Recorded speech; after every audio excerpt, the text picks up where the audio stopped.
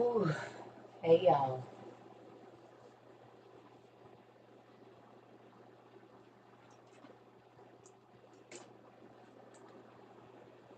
Good morning. Oh, that was way too low. Good morning. Oh, look at all the deodorant. It's okay. Good morning, everybody. Good morning, Miss Williams. Good morning, Miss Lucille. Good morning, everybody. Miss Davina. Everybody, Barbara. Miss Barbara. Where is my lip gloss? Good morning, everybody. Good morning, Miss Duncan. Peter. Good morning. Good morning, everybody. Ooh, thank you so much. I appreciate you. It's the same color. It's just, I put a little weave on the ends. That's all. You can kind of see it a little bit better. Hey, y'all. Who been doing their homework? That's what I got on here to see. Good morning, Deja. Good morning, Miss Tracy. And everybody. Good morning, Miss Foster, Miss Thomas. Ooh, good morning, everybody. Who been doing their homework? Okay, good, Katie. Okay, good. All right, daughter. Who got us this morning? Remember, I told y'all what I've been talking about. The GOV is paying attention. They have not ever removed any of my content from YouTube, and they did it. When I was talking about them putting the COVID stuff in the meat, they probably gonna try to take this one too. But yeah, yeah. You said you've had a lot of juice. Oh, you have, and it's a lot of juice. Yes, it's juicy, ain't it? Yes, honey. I told y'all. I told y'all every time they mess with my internet, y'all don't. They've been watching. They trying to figure out how I be doing this stuff. I'm trying to tell you. And I'm not new to it. I'm true to it. I already know what it is. You hear me? I already know. Hey, Tom. Told y'all. Yeah. They trying to, because y'all got to realize when we went studying those rocks the other day, that puts us on the GOV uh, radar. When we were studying about those rocks and antimony and nuclear science and all of that, and we're in a nuclear situation right now. Can't have 2,000 people going to research that and they don't pay attention. You see what I'm saying? Yeah. hmm So they don't pay attention. Just know that. When we research the stuff that we research and get the GOV's attention, I promise they do.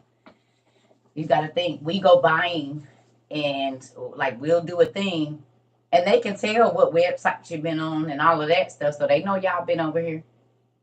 And then everybody go start buying stuff before the president do. You can't see this one I'm be doing weave right here. Cause y'all know I don't like bugs. And this make me think it's a bug on me. I can't. Let me go and put this down because that's gonna do something. Yes, Tony, you already know I will break my own arm trying to get away from a bug. I ain't gonna be able to do that one. Got to put this back. Ugh. I already know this is a cute style, but it ain't gonna be long because all this extra hair is driving me absolutely nuts. I done got so used to not wearing weave, it don't feel right no more. It do not feel right. Anyway, so I figured we would go and read about baby Jesus today. Do y'all want to do that?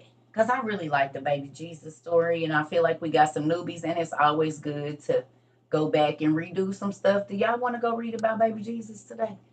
I think we should. To the infancy of Christ, everyone. You got to go to sacred text unless you got it in your books, but I ain't reading out the book today. So, sacredtext.com, and then just type in infancy of Jesus Christ. We're going to do Thomas's gospel. Yes. To the Batmobile. Come on with it. Now, y'all, the owners of my apartments are walking the buildings today for whatever reason. I don't know. I guess they about to sell it or something. I don't know. So if I have to get out quickly, it's because they're here. But I wanted to go ahead and get our class in before. Good morning, everybody. So we're going to sacred text. We're going to the Thomas's gospel of the infancy of Jesus Christ. Good morning, Miss Rose. How you doing? Oh, speaking of which, we have a family member, y'all, up in Detroit. Her sister was killed like 2 or 3 days ago, I think. I don't know the exact date, but over the weekend, I think her sister was killed. So can y'all please pray for our family members? And, you know, I have to get her name again. Please don't kill me. But one of our family members' sisters was killed up. She was shot and killed up in Detroit. So y'all just put prayers out for our family member in Detroit. Yes, I have to remember her name, and I know that sounds so horrible, but sometimes I read a lot of names every day. So we do have family members that are losing people, y'all, and we just send prayers up to all of the families. I guess Detroit can be a little crazy, is what I'm hearing from what she said. Yeah. So yep. It is sad. It's very sad because the devil, y'all gotta think though, the devil, he don't care. He don't care if it's a baby or old person. He just wants souls and he wants to cause pain. So you said, hey family, yes, we live wild in Detroit. Queen of Cosmetics, how did I know you was from Detroit? I should have knew it. I should have knew it. Because you're wild. You are the definition of a wildling. I can believe it. Yes. I just know because every time I be thinking something, most times, even if I don't say it, you type it. When I be getting ready to talk crazy or I say something slick in my mind, there's a lot of times that you type what I'm already thinking. And I'm wild, so there's that. Oh, you reading He Came to Set the Captives Free, can't put it down. Make you think about every dang hospital experience you ever had, don't it? Oh my God, I was moving to Detroit. Well, but get your shooters ready. My family can't stand me, girl. Mine can't stand me either. Twinsies. Don't worry about it. You see, you will never see none. The only family members y'all done seen is my kids. Y'all ain't seen no other family members around me, and you probably won't ever. Probably won't ever see none. Sad. All right. So if you go to Sacred Text, y'all, my knees is hurting so bad. Queen, I've been having to use your stuff like crazy. I have to get on your website and get me some more of that, because honey, these knees is not Meg the Stallion. They're Egg the Stallion now. I'm Egg the Stallion because the Meg is gone, the M, and I'm sad because honey, these knees used to work. Do you understand? Okay. Row, baby, row down. You hear me? I'm Egg the Stallion now, not Meg. I'm gentle. You drop me the wrong way, drop it down too fast, I'm gonna go. These knees gonna crack. You hear me? Sound just like you cracking the egg. I'm telling you, it made me real sad. Look, it made me start sweating. I'm so sad. Go up, Dudley. Are you kin to the Dudleys? Dudley list? Are you a Dudley family member? Because if you is, I met a few of your peoples. You from Detroit, but you live in Nashville now. But Nashville, I heard ain't too much farther away from her. I done heard about Nashville, Tennessee. Oh, okay. I went through Nashville recently. Okay, so anyway, yeah, if you don't know, you got to go to Sacred Text. Uh, go to the Apocrypha, the lady with the baby. You should be looking at this picture right here. Okay, and then you're gonna scroll down right under that first little list right there and go to the lost books of the Bible. Y'all see that right here? So under the Testament of Benjamin, I need to do my nails. I'm gonna probably do them today. The lost books, you just gonna click that. And then you're gonna scroll down again. I'm trying to blow this up and do it backwards. And see right here, Thomas's Gospel of the Infancy of Jesus Christ, right there under the Gospel of Mary. To the newbies, did you know that you could read Mary's story? She walked when she was 9 months, and she used to jig. She used to love dancing, didn't she, y'all? Mm-hmm. So we're gonna click on that right there, and boom, this is where we about to be. Okay, the first, what is this? The Thomas's Gospel of the Infancy of Jesus Christ. So this is where we at. Okay, y'all ready?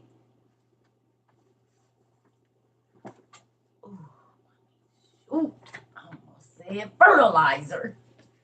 Oh, I almost said. I love this too, Joan.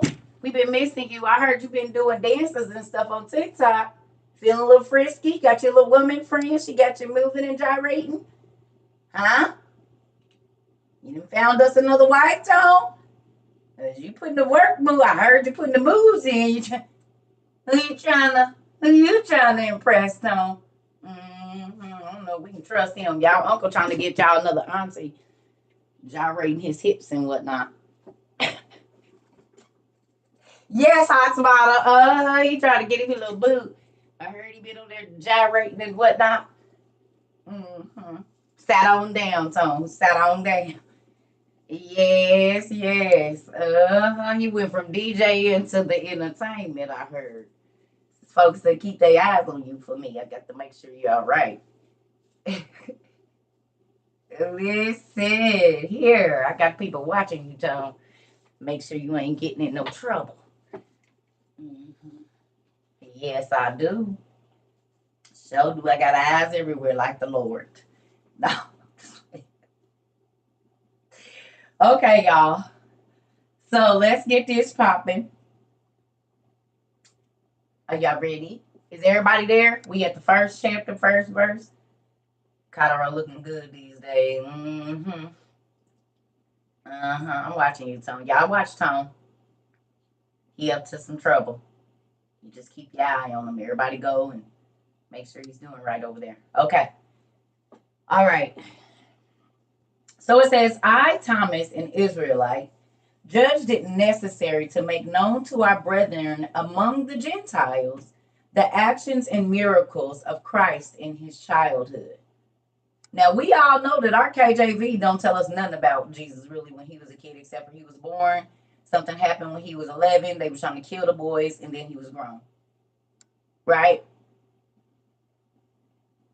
Right. That's all they tell us about Christ. With all the things that he did and all the miracles that he did, all we know is that he was born. Somebody tried to kill him.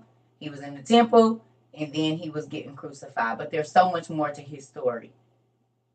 And so it's easy not to believe in it because where's the rest of it? Right? But here it is. Some of it anyway. Okay? So it says, which our Lord and Jesus Christ wrought after his birth in Bethlehem in our country, at which I myself was astonished, the beginning of which as follows, or followeth. When the child Jesus was 5 years of age, and there had been a shower of rain, which was now over, Jesus was playing with the other Hebrew boys by a running stream. And the water running over the bank stood in little lakes. But the water instantly became clear and useful again. He, having smote them only by his word, they readily obeyed him. So when Jesus told the water clear up at 5, the muddy water, y'all know how when it rained, it'd be mud puddles everywhere. Could you imagine walking with a 5-year-old kid and he said clear up and he didn't jump in it? Excuse me. Most 5-year-olds, when they see a mud puddle, they about to jump in it. Right? But when Jesus saw a mud puddle, he said, clear up. And the waters instantly obeyed him at 5.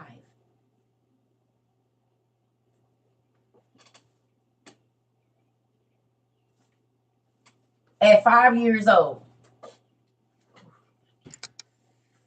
I'm gonna have to stretch. Yeah, real crazy, right? Okay.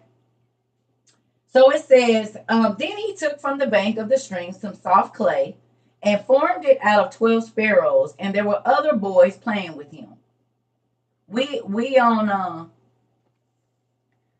we on sacredtext.com, the Thomas's Gospel of the Infancy of Jesus Christ. So just type in Thomas's Gospel, sacred text, and it'll pop right up.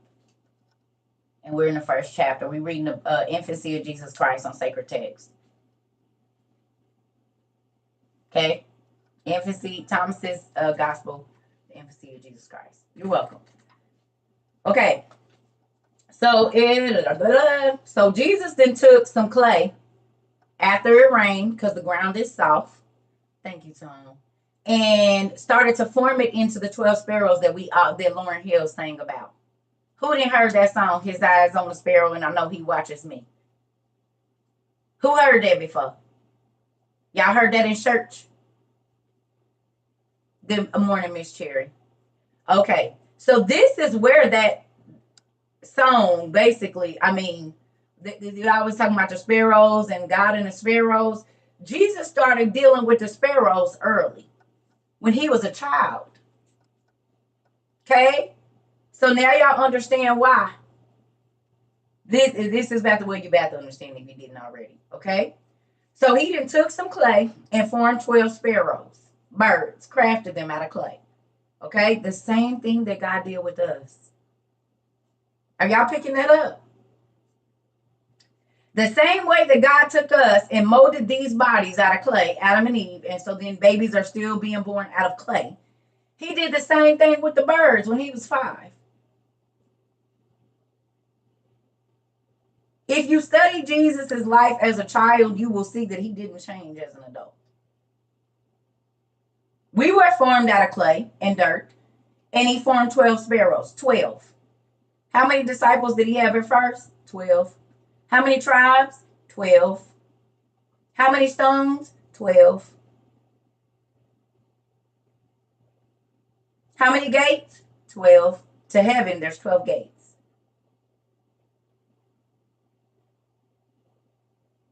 12 is the number of authority. It's also how many months we have, and how many hours of the day and hours of the night.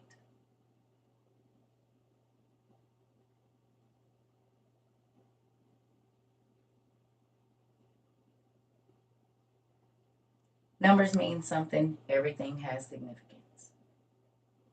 Good morning. Yeah. Okay. So keep that in your mind. Yeah. Never thought about it, but it be what it is, right? Okay.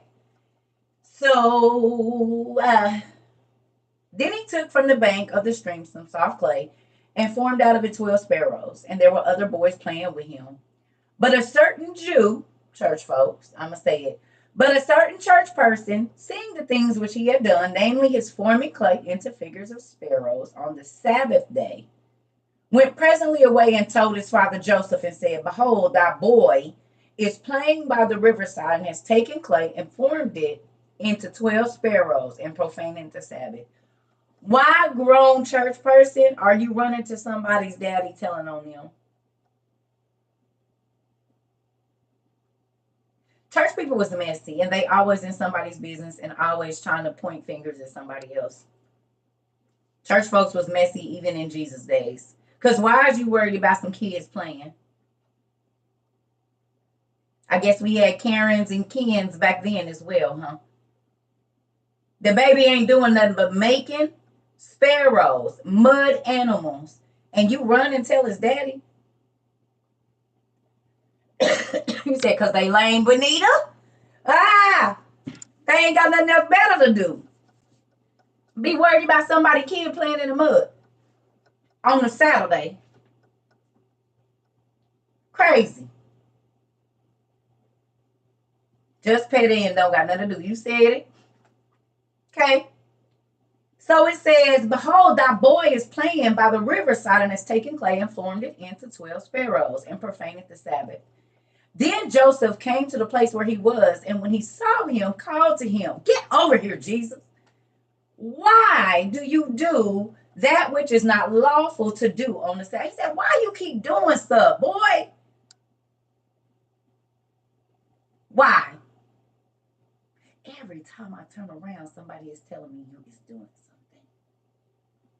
And y'all know, for those of y'all that be here, I can see Jesus looking up him like, nigga, you already know who I am. Don't play with me. I am God in the flesh. You know this, right? So he said, then Jesus, clapping together the palms of his hands, petty 5, called to the sparrows and said to them, Go, fly away, and while ye live, remember me. So the sparrows fled away, making a noise. Hold on. So when Jesus clapped his, okay, clearly we just read that he formed 12 sparrows out of mud. The messy church person go tell his daddy. And in between the time of Joseph getting to Jesus, this mud has now become living. Jesus clapped his hands and told him, don't forget me while you live. And the 12 mud birds flew away. What would you do if a 5-year-old kid around you could do that? You go outside and your baby is making a mud bear. You say, put all that mud back. And he say, go to the forest. And the bear say, rawr. Fall out, exactly, because I would too. You have to think there's other kids around. There's probably other parents around. They never said that they was by themselves. They was by a stream. This is a 5-year-old little boy, y'all. So y'all understand why when Jesus hit 30, people was either scared of him or tired of him. He's 5. If your 5-year-old grandbaby, 5-year-old niece and nephew, 5-year-old kid go outside and make a mud snake, clap their hands together, and the snake starts living,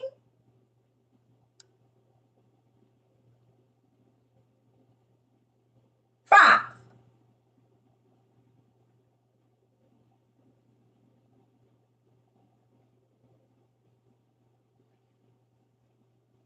You gonna want to tell him go to bed? Hell no. You can go to bed whenever you want to. It's okay. Be in front of damn scorpion and made some scorpions and put them in my bed. Yeah,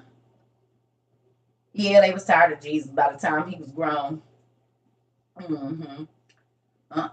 Being whooped you and I get in the tub and a whole anaconda come out the thing. I'm not fooling with you, baby Jesus. No. No. You can have ice cream for dinner. Yes, Miss Shelley. What you said? You want a choco taco? I got one. Just hold on. Listen here. Okay. So the sparrows fled away making noise. Then the Jews seeing this were astonished and went away and told their chief persons what a strange miracle they had seen wrought by Jesus. So boom, from 5 we already know the church people was reporting on Jesus. They already reporting on Jesus. At 5 years old, they done already went to the priest and said, that little boy over there doing, I don't know if he doing magic or what, but he didn't made some sparrows, clapped his hands, and they flew away out of the mud.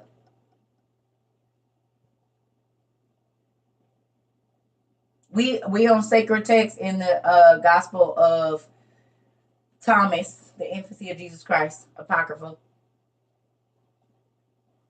Okay. Chapter 2, it says, besides this, the son of Anna, the scribe, was standing there with Joseph, and took a bough of a willow tree and scattered the waters which Jesus had gathered into lakes. But the boy Jesus, seeing what he had done, became angry and said to him, thou fool, what harm did the lake do to thee, that thou shouldest scatter the water? So Jesus said, what did the water do to you? What made you come over here and take that branch and scatter this water out? Jesus didn't call him a fool. He's 5.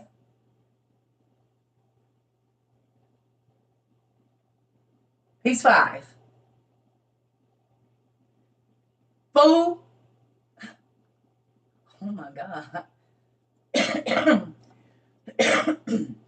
5 years old, excuse me. It says, behold, now shalt thou wither as a tree, and shalt not bring forth either leaves, branches, or fruit. And immediately he became withered all over. So imagine me being completely fine right now, and then all of a sudden I wither up like I got cerebral palsy instantly. My hands are gnarled, my bones are twisted. Could you imagine seeing a regular kid? He said, you're going to wither up like that. And instantly, this baby is crumpled all up. He's 5.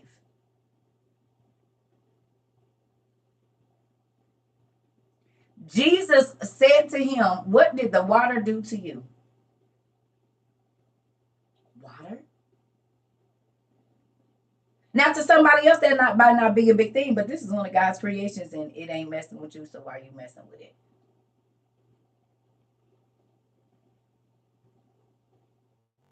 Crazy, right? So look, it says, then Jesus went away home, but the parents of the boy who was withered, lamenting the misfortune of his youth, took and carried him to Joseph, accusing him and said, why dost thou keep a son who is guilty of such actions?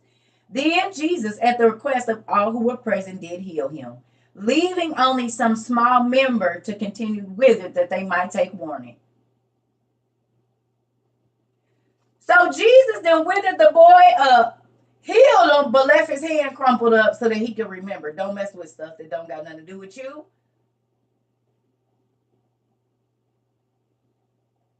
Really?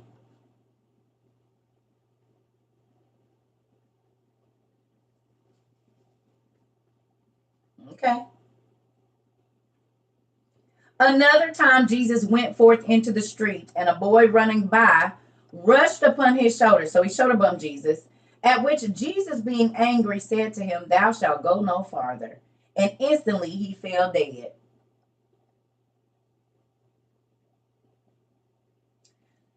So you done made some birds come to life. A little boy kicked a mud puddle. Oh, excuse me. You cleared up some mud puddles. Told them to clear up, they clear up. Then a little boy come and kick your stuff, and you wither him up. And then another boy, while you in the market walking, shoulder bumps you and don't say I'm sorry, and you say thou shalt not go no further, and he dies. That's 4 miracles at 5 years old that he has already done.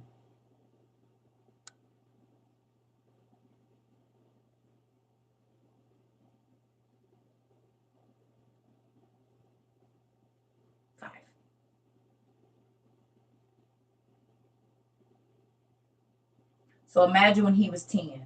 Imagine when he was 15. Imagine when he was 20, 25, 30. This is why they wanted to crucify Jesus.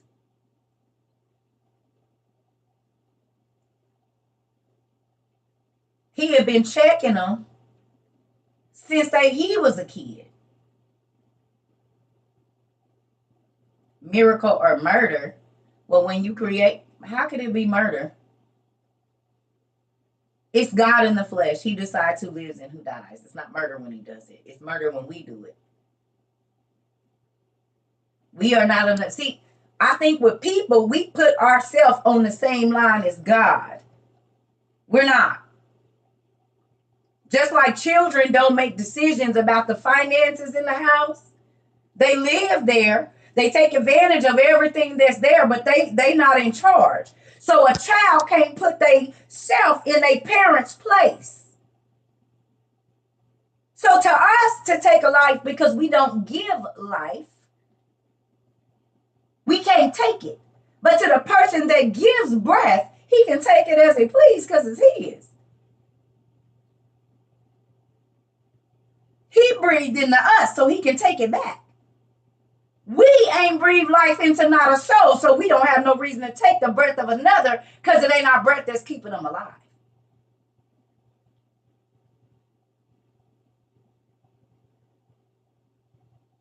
God said, I give it and I'll take it back.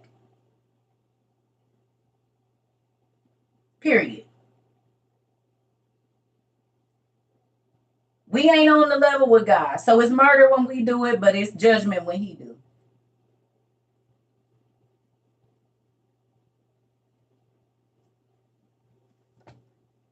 Our thoughts are not his thoughts. Our ways are not his ways. Exactly.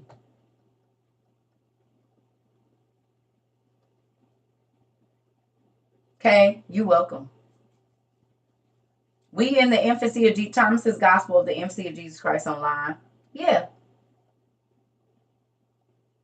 That's like you working for your house and then somebody coming in and telling you what you're going to do in there.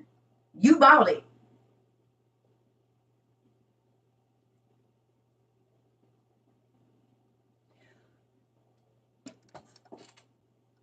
Miss Haydar, I'm going to tell you why. Now, see, like you said, that seems extreme that this kid ran and shoulder bumped Jesus and kept going. And Jesus killed him. But think about it. What would he teach his kids to do? Because evidently his parents ain't taught him nothing, because if you shoulder bump somebody, you're supposed to say, excuse me. He kept going, which means he didn't care about his actions affected other people. And if you study your Bible, God said you better understand how your actions affect other people.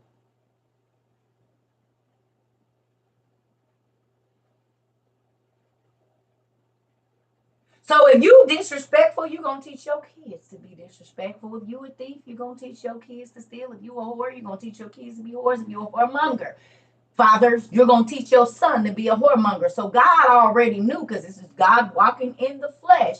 I can't even let you go no further. Because whatever you do, you teach your children to do. And every generation gets worse. You ever seen a mama cussing people out and her baby can cuss just like them? Get your mother, that. And then you hear a baby, 3 years old, yelling out the door, get your mama said get your in here. Or you say something to a little kid, they like, BF you. Where they hear that from? They heard it from their mama and their daddy. And that's how they see their mama and daddy talk to adults. So then they think that's how you talk to adults.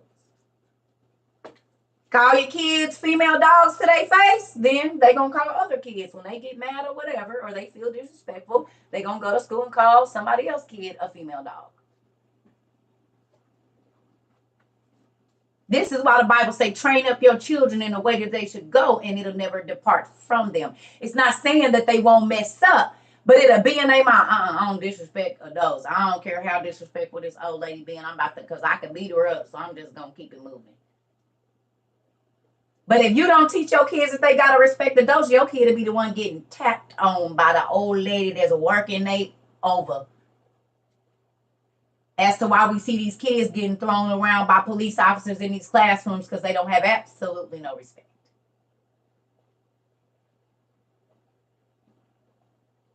We're on Sacred Text, the website. Thomas's Gospel.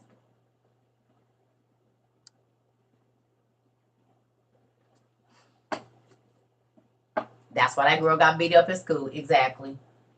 You're welcome. So it's so much. God looks at the little. The scripture, little leaven, leaven a whole lump, which is yeast. You only need a little bit of yeast to blow up bread huge. But it takes this much stuff. But once you mix it all together, baby, it'll blow up dang near 100 times the size, depending on how much yeast you use. And that's how God looks at sin. It starts with, like, it's like cancer. Cancer starts in one cell. But if it stays there long enough and it's not taken care of, it will spread all over the body and kill the whole body. Sin and cancer are the exact same thing, I promise. Think about it like this. You can watch one adult entertainment show, and 6 years later, you're addicted where you have to watch it all the time. It started with one time. Drug addiction, one time. Sex addiction, one time. Food addiction, one time of overeating, and then it's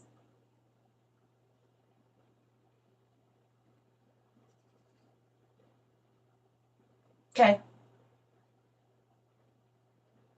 One time.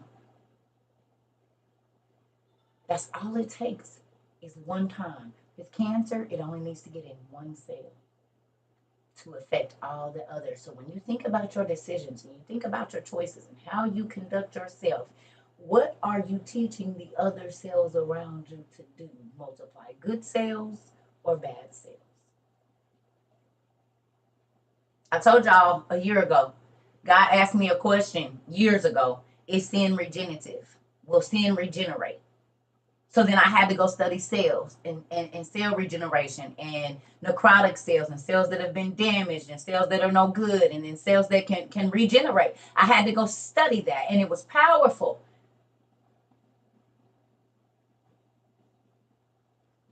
Because some sin you can't come back from. It's necrotic and it will never change, whatever that is. It's devastating consequences to some of your sin. Like a person getting killed for you not being right, they don't get to come back. You can't undo that. You understand what I'm saying?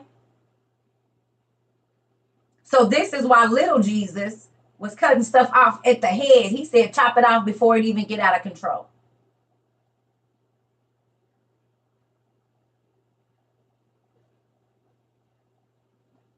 A seed. You can take one tomato seed and it will grow 100 tomatoes. But each one of those tomatoes could have 100 seeds in it. So just because you planted one don't mean that's what you're getting back. And most times, whatever you do, it comes back multiplied. Whatever you plant into someone else's life, it's going to happen multiple times to you. So you better be planting some good stuff.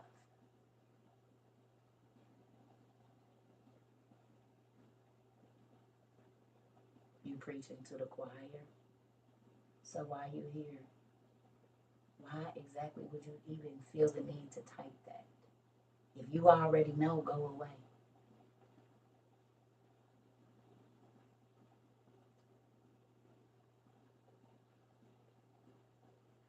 Preaching to the choir mean I already know, I already heard it. So then swipe up, don't type. Thanks. Instead of typing that, you could have swiped up. Easy peasy.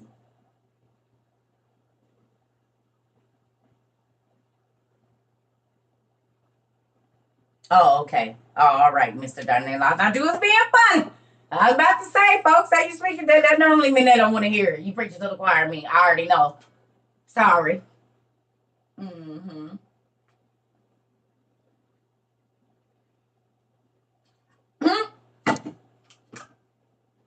Sorry, fam. Honey, I got to keep it quick and cut it off quickly. You ain't even got to worry about it because folks are staying here. You don't know, Mr. Darnell. They'll stay in here doing some old weird stuff. Like, leave. What is you doing? And fight to get back in here. Don't they, y'all? They fights to get back in. They go make up a new account and everything. I block them, they come right back. Crazy as hell. Listen here. I just be like, goodness gracious. But I told y'all people do that in my real life. Like I block people from all my social media, phones, and everything. They'll email me. They'll find my email and email me. You gonna talk to me? No, I'm actually not. You didn't want to hear what I had to say when I was saying it to you, so now I don't want to talk now. Move along. Go find somebody else to be in your ear. Moving on. So, at which Jesus, being angry, said to him, thou shalt go no farther. And he instantly fell dead. Which when some persons saw, they said, where was this boy born? That everything which he says presently comes to pass. They said, who is this boy that everything he says, as soon as he say it happened? Then the parents of the dead boy, going to Joseph, complained, saying, you are not fit to live with us in our city, having such a boy as that. Either teach him that he bless and not curse. Did y'all get that? So when the church people come to you telling you you going to hell and if you don't quit sinning, this gonna happen. Now, yes, God will send a warning to you. But when they using their judgment on stuff, oh, you ain't saved, that's cursing people. Oh, she cussing. Yep, foul language is not cursing. But when you call me and tell me I'm gonna die, or if this happen, I'ma lose my mind, you're cursing. You're trying to put a curse on me.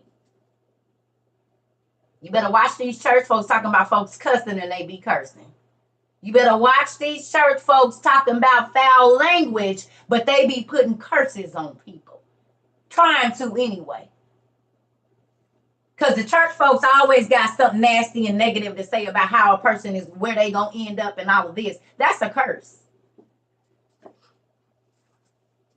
Cussing and cursing, two different things.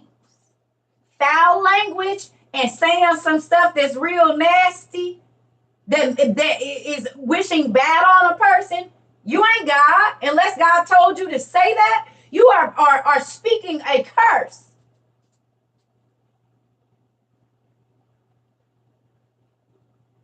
I don't curse people, but I do use foul language. Pray for me.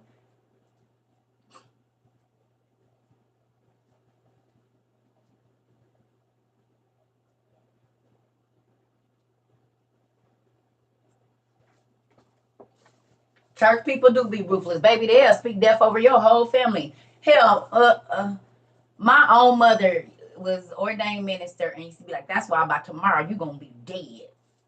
And because I didn't know no better, I used to believe it. I had an uncle that came and told me, the pastors, I was 12 years old. When I tell y'all, pastors been coming for me for a long time. A pastor sent my uncle to my house, my auntie's house. I was living with my auntie. I was in the kitchen washing dishes. I told y'all it was noon. My uncle came to my house and told me that this certain pastor that we was under told him to come find me, a 12-year-old kid, and tell me that if I didn't come to church by Sunday at 12 o'clock, I was going to be dead.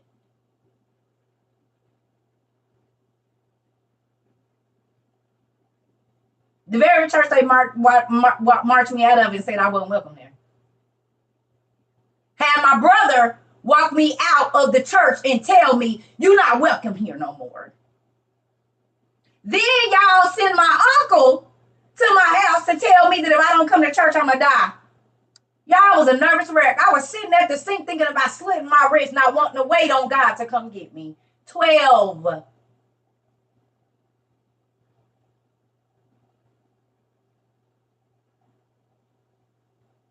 Real life. Broke down. These church folks.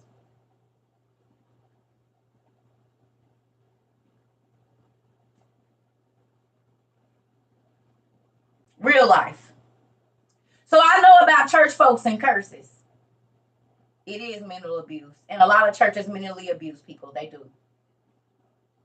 They mentally abuse them. They physically control them. Yeah.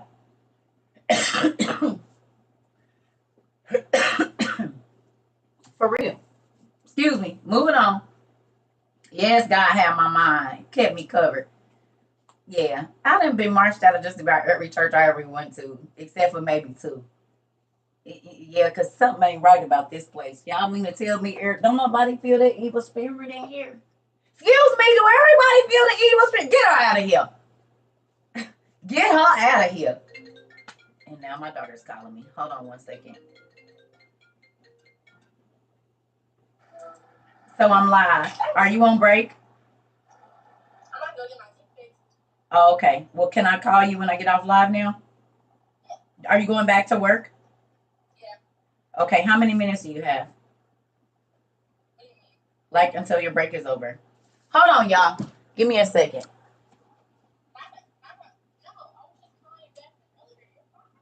Are you sure? Well, you called me earlier. I didn't know what was going on. I missed you and your sister's call. Oh, okay.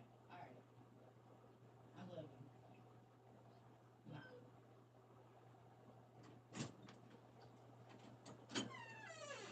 you.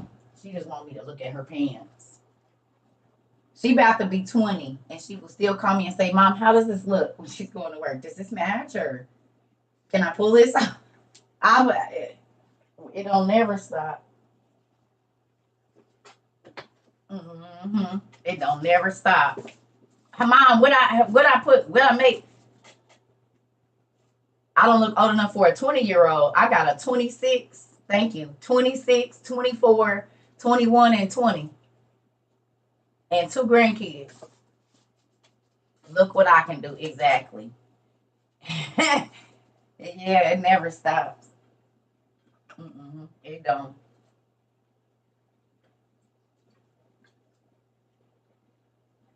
I wish I had it with my mama too. I try to create what I didn't have with my family. Even here, what I don't, the support I don't have from my family, I try to create it here. Y'all, let me go get my little sweater. It's got a little chilly in here. Hold on.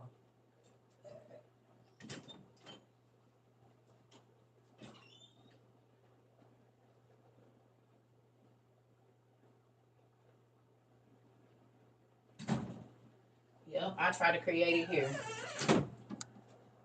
I've been alone in this world for about 30 years. For real, for real.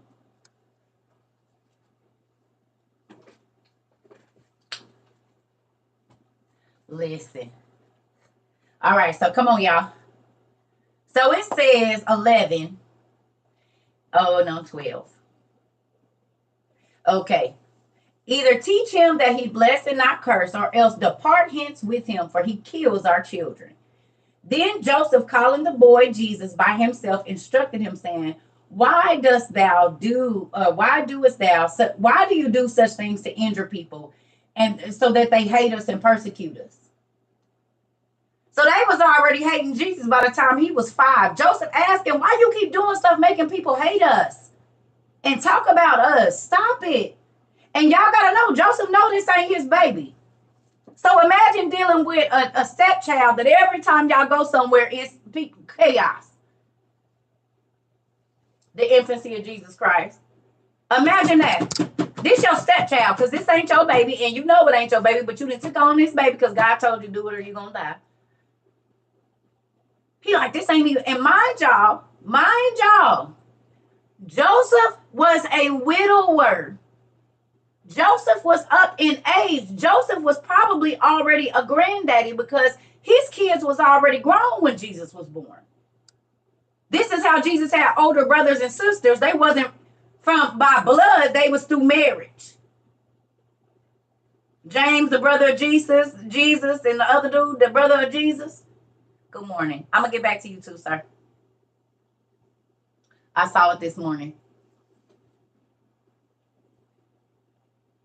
Well, last night, but in the last 24 hours. Okay? They Joseph's kids. Because Joseph was a widower. He was like, I don't want no young girl. What I'm gonna do with her? I done been married. My wife done died. I'm ready to sit down. And now you got this hot little thing right here. And she pregnant by somebody else. Then she had a baby. And everywhere y'all go, this baby is causing trouble. You had this problem with your other kids.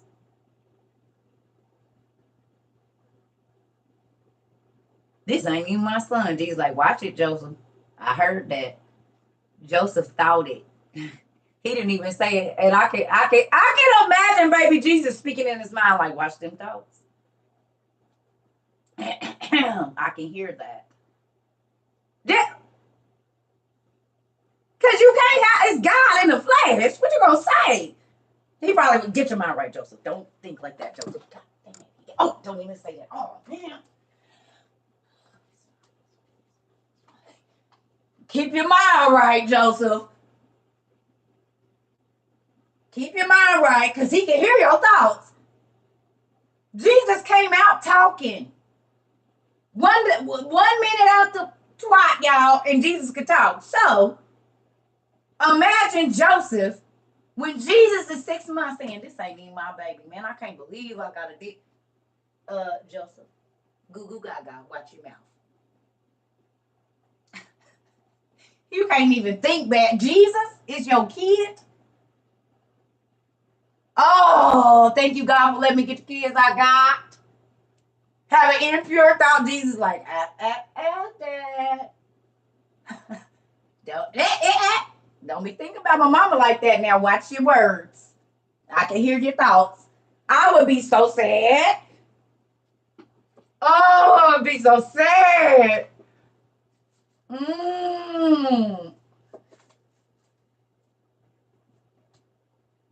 The Quran says Jesus talked at birth too. I haven't read it all, but see, didn't even know that. I'm gonna be honest, because I haven't read the whole Quran. I have one, but I haven't read the whole thing. So the Quran says that Jesus spoke at birth too, huh? Who else spoke at birth? Do y'all remember? There's another person that spoke at birth. Who else?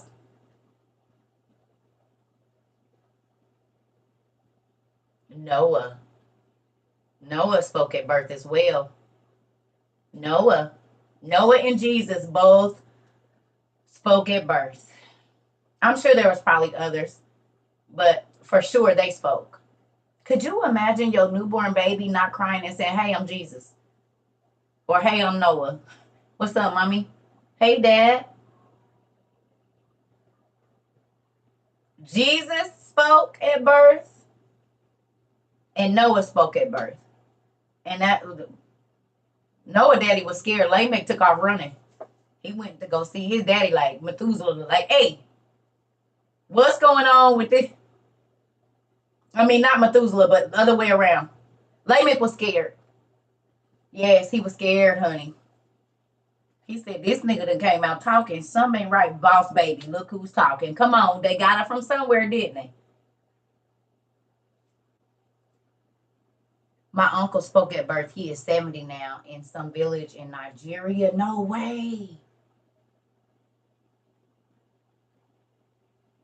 He was in jail. They had put him in jail. Joseph was in jail when Jesus was being crucified. Because Jesus came and got him out.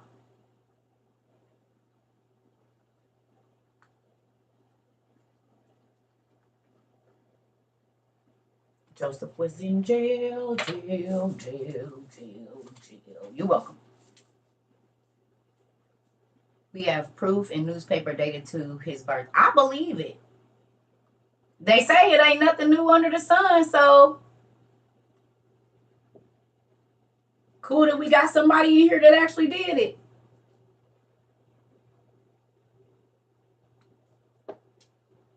Mm-hmm.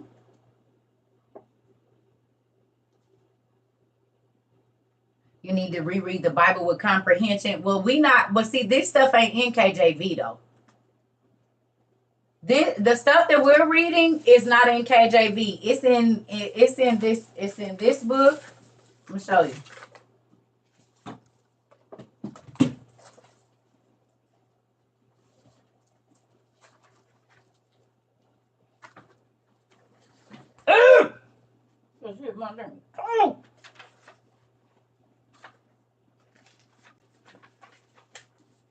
So, of course, this is backwards, circa.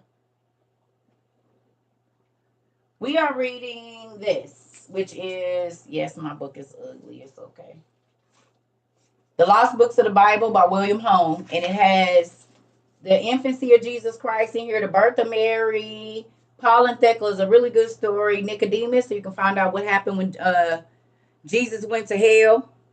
All of that. Letters that Jesus wrote to people and they wrote back to him. So these are, yeah.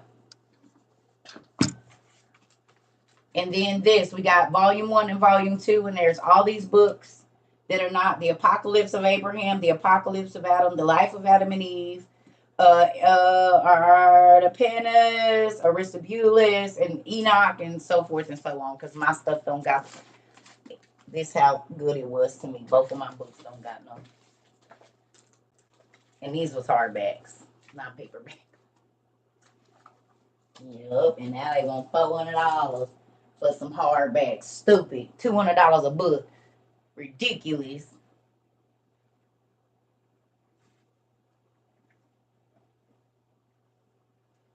Yes. Yeah. My son was gonna try to give me some more hardbacks. He was like, "Man, they like 500, 250 for the one and 250 for the other." I'm like, goodness gracious. The cheapest we found them, I think, was like $90 for the hardbacks. Yeah, we did make them famous, didn't we, Tom? We did. You're welcome. Okay, so where we at? Oh, okay. 14. But Jesus replied, "I know that what thou sayest is not of thyself, But for thy sake, I will say nothing. So Jesus said, I already know the reason you coming over here and saying this to me ain't because you want to say it. It's because these people is getting on your nerves.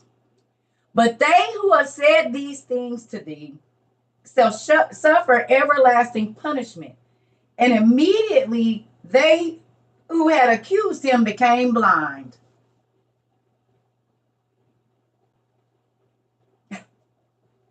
So the people that told Joseph, take your baby and get out of here. If you ain't going to stop him from hurting our kids and stuff, we don't want him here.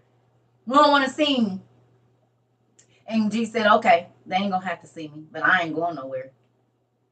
So instantly everybody, all the parents that was talking crazy, you ain't going to see your kids. You ain't going to see nothing. You ain't going to see Jesus. You're not going to see trees. You're not going to see the sky. You're not going to see nothing. And I'm about to keep walking through this city. How about that? And you got everlasting punishment coming after this.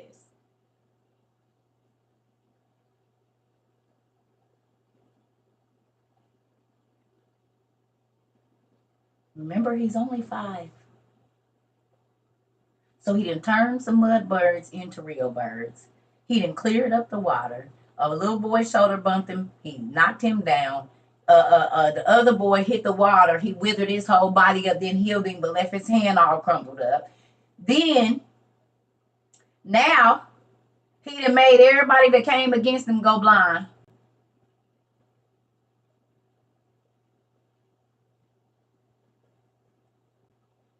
He's only 5. He's only 5. So now are y'all getting a better understanding of why they wanted to crucify Jesus by the time he was 33? That was another, 26 years they had to deal with Jesus till he said whatever. They were sick of Jesus. He sure was a savage, wasn't he, Miss Gonzalez? I keep telling folks, I don't know what fluffy Jesus y'all be listening to, because that ain't though he didn't play with kids when he was a kid. Jesus did not do bad kids when he was a kid. So you think he do them now? It's the holy pettiness for me. Come on, Nikki.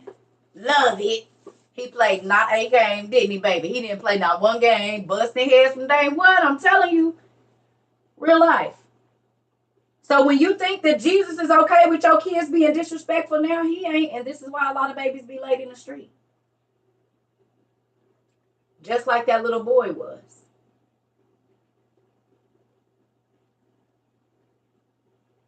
It's a lot of parents that they had to watch their babies laid in the street. Just like back in the day. And 9 times out of 10, not every time, but a lot of times, them babies be the ones that don't listen. They doing stuff. They doing whatever they want to do. They don't care how their actions affecting their mama, their brothers and sisters, the people in the neighborhood, nothing. And they be laid out in the street exactly like this little boy was. Because God knows that you're going to teach other people to be the same way, and I can't have that.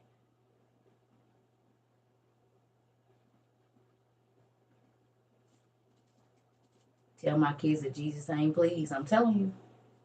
Hey. And yes, it's going to be some wayward flowers in there. But for the most part, that's why the Bible say train. You can't wait till your baby is 5 years old and start teaching them yes and no and all of that. You got to do it. You got to do it before they 5.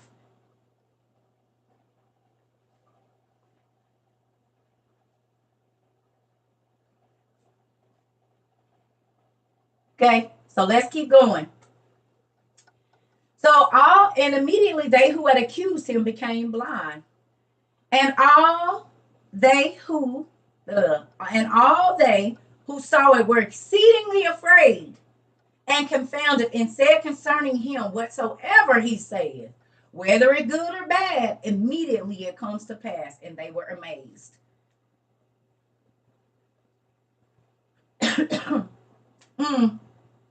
So, excuse me. The people that was around that watched everybody go blind was scared and like, oh, amazed, like, oh, shoot.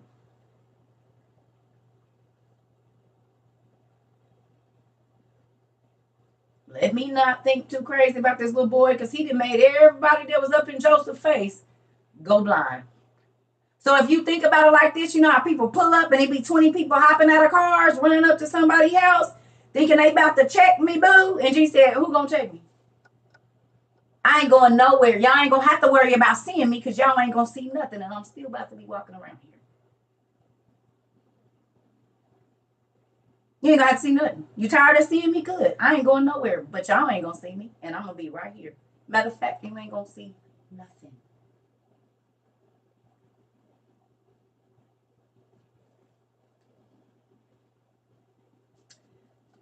Ooh.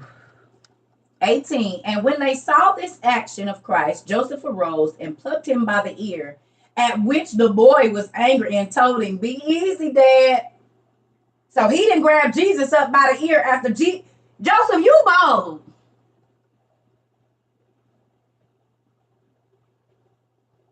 This nigga that just made everybody go blind and you have the nerve to snatch him up. A little boy shoulder bumped him and he killed him, and you gonna have the nerve to snatch him up by his ear. You bold. You got the nuts of steel, baby. Because I'd have been like, what you want to do, Jesus? Come on now. I don't want to. He told him, be easy. Cool. Hold on. I'm still God in the flesh, nigga. Don't. I'm just in this little body right now, but don't. You would almost think that Joseph wasn't a believer. He was crazy for sure.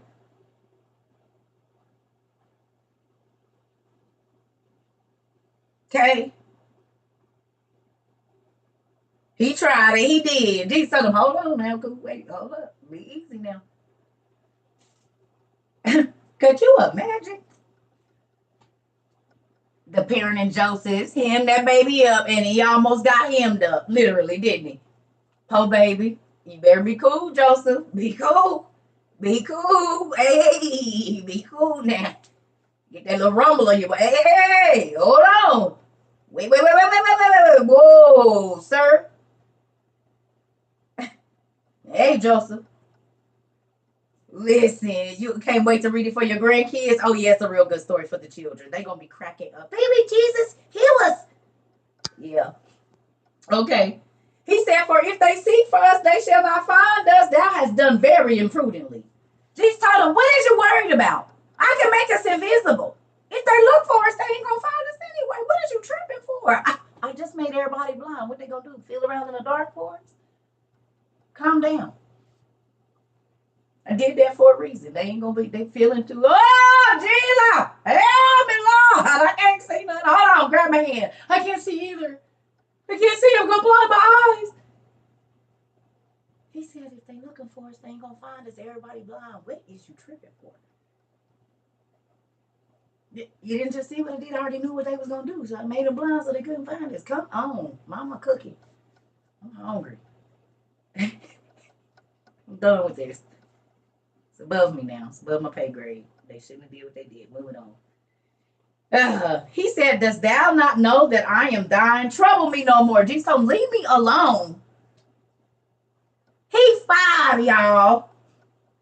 He said, I done made them blind so they can't find us. What is you tripping for? Be cool. And don't forget, I'm your kid while you trying to run up with them. Joseph, remember? Remember the deal.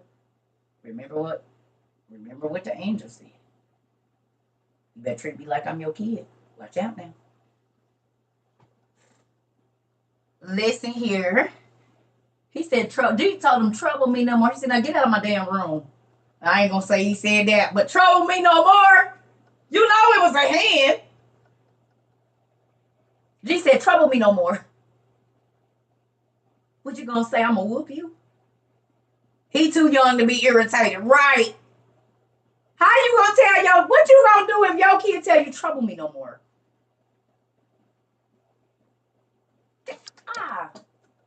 Tell me to get out your room. They can't even see me no more, Joe. We good. Come on, man. Come on. Listen here. Yeah. Hold up. Trouble me no more. Hell, my ex-husband would have told me so. I'm talking to him. He say, trouble me no more. Baby, I'm about to like fire to you. And it's Jesus.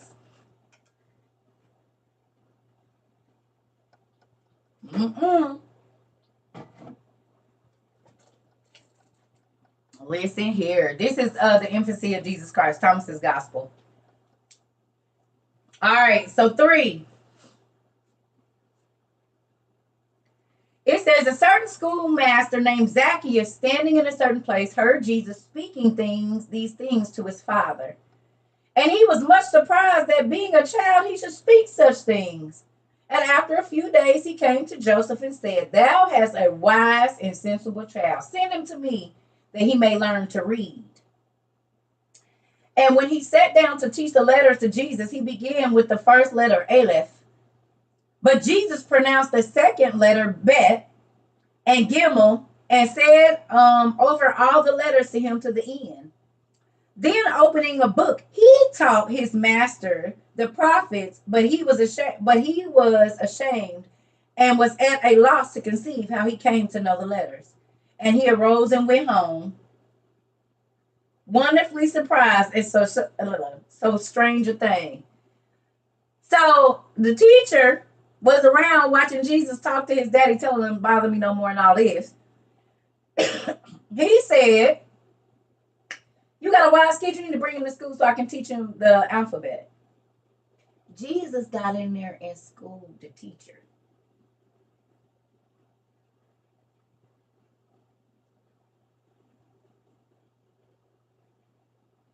Y'all getting this?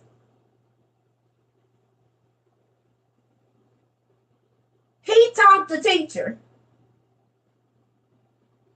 And the teacher was so amazed when he went, oh, you like, what kind of kid is it? Now, it's one more story, but it's not in this one. It's in the one before this. So go back to the index if you can. And we're going to read just a piece of the other birth of Jesus Christ, because this is a story I want y'all to see in here. So now we're going to the first gospel of the infancy of Jesus Christ.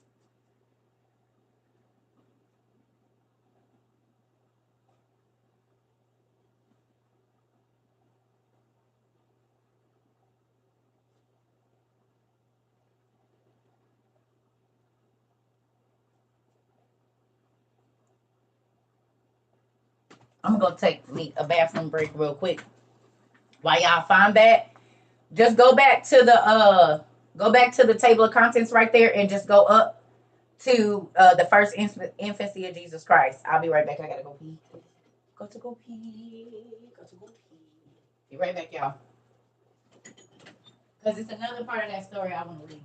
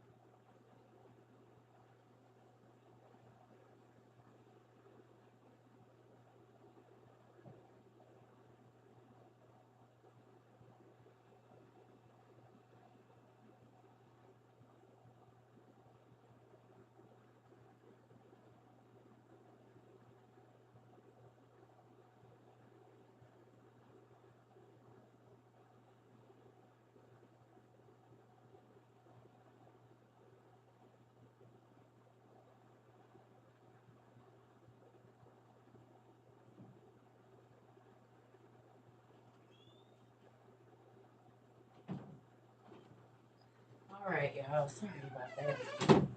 Okay.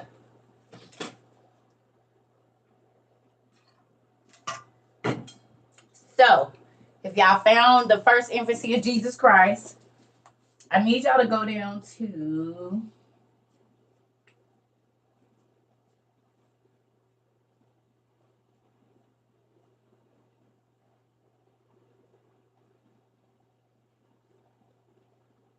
chapter 6. Ain't that 6? Is it 6?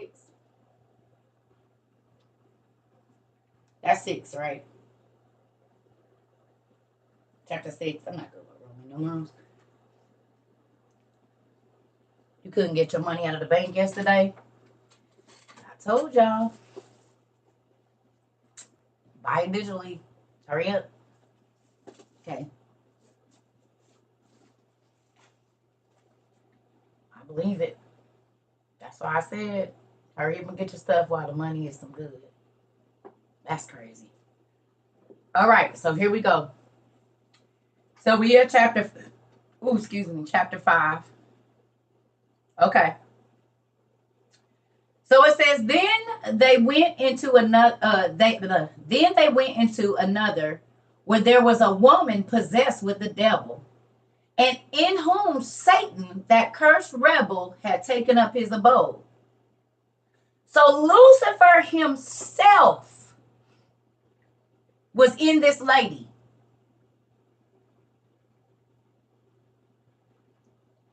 Is y'all getting this? The devil himself was in this woman. Not just a demon, the devil himself, Lucifer, had inhabited this woman's body. Okay?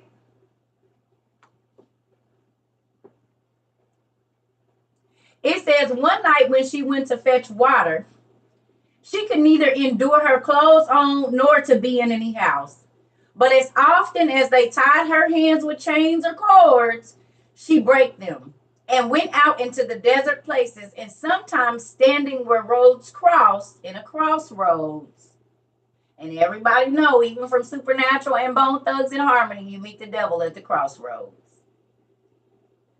It's demons of the crossroads, and you meet them there, and you give them an offering, and they give you fame and fortune.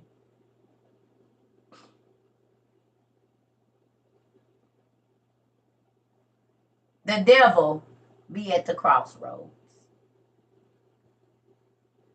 to make blood pacts. That's right. That's right. Mm-hmm. It says, and sometimes standing where roads crossed, and in the churchyards would throw stones at men. So she would be in a church parking lot throwing rocks at people. Lucifer inhabited this woman's body, and she is in the church parking lot or on the church grounds throwing rocks at people.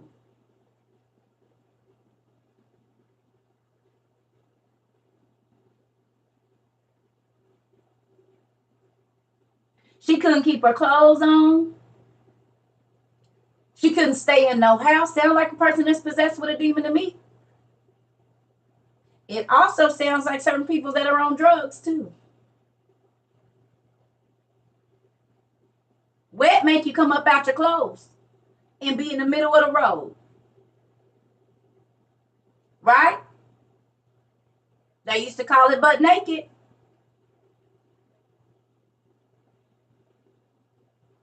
Had you in the middle of a field somewhere. Wonder if that's the same spirit that's driving those people. Because when you smoke wet, your eyes roll in the back of your head like you dead.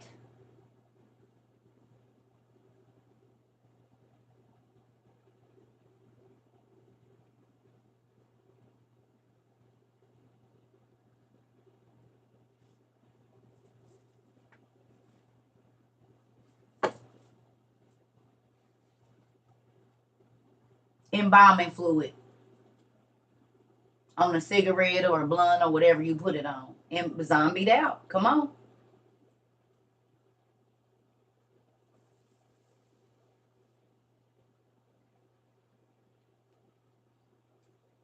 Arrested many of them in the 80s. Come on.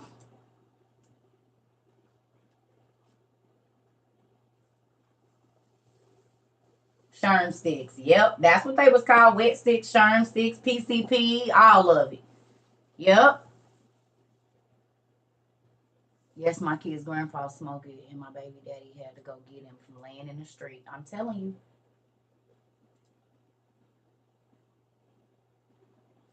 I already know. I knew somebody that used to do it too, and they used to be crazy.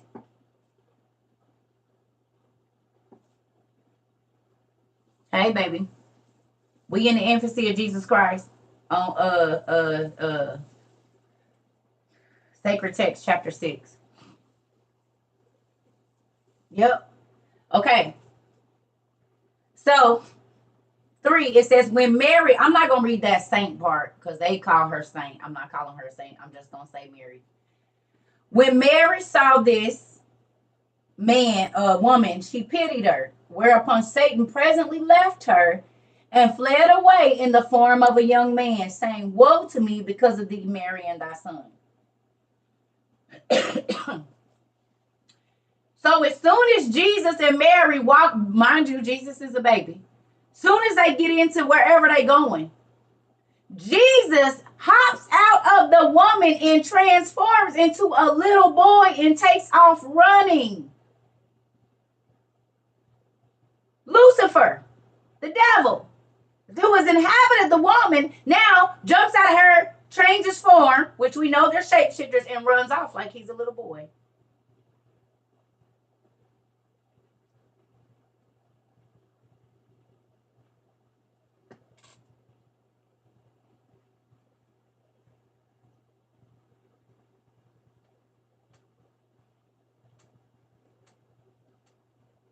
Listen. So look.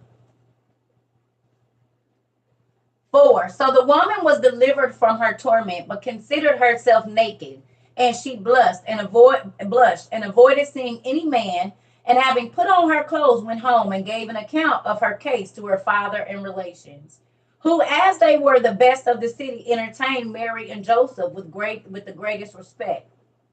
The next morning, having received a sufficient supply of provisions for the road, they went from them, and about the evening of the day arrived at another town where a marriage was about to be solemnized. But by the arts of Satan and the practices of some sorcerers, the bride was become so dumb that she could not so much as open her mouth. You got to say I do in order for the marriage to be real. You got to say I do, and he got to say I do, or she, vice versa, whatever. Some sorcerers put a spell on her, like the Little Mermaid, where she couldn't talk.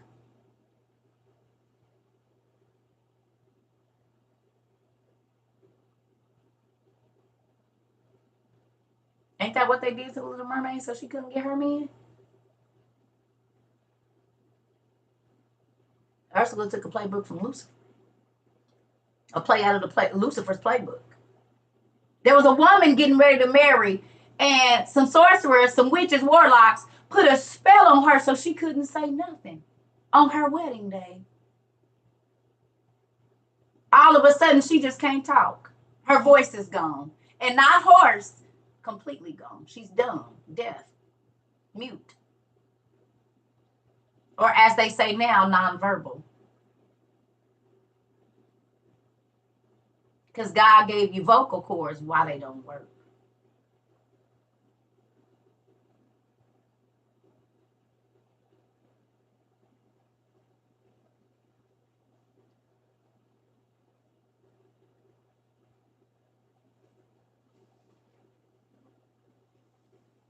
She been talking all this time.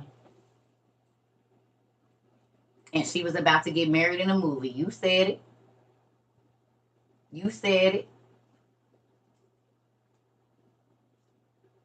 Come on. 6. But when this dumb bride saw Mary entering into the town and carrying the Lord Christ in her arms, She stretched out her hands to the Lord Christ and took him in her arms and closely hugging him, very often kissed him, continually moving him and pressing him into her body. Straightway the string of her tongue was loosed, and her ears were open, and she began to sing praises unto God who restored her. So all she did was pick Jesus up and keep kissing him and putting him close to her body. And God loosed the spell that was on her as a baby. Mind you, he's in swaddling clothes now, so he probably ain't even a year because his mama's packing him. So here's another miracle that Jesus did before the age of 1 or 2.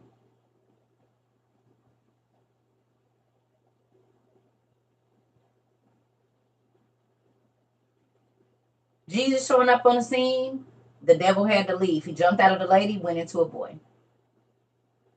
They go to another city. Lucifer fled. We see he just ran. So it seemed like he was going to the places, or either Jesus knew, and Jesus was just going to the places where Satan was causing trouble.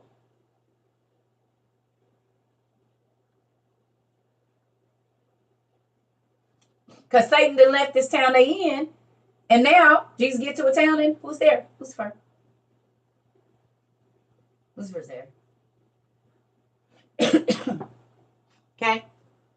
So, 8. So there was a great joy among the inhabitants of the town that night, who thought that God and his angels were come down among them. In this place they abode 3 days, meeting with the greatest respect and most splendid entertainment.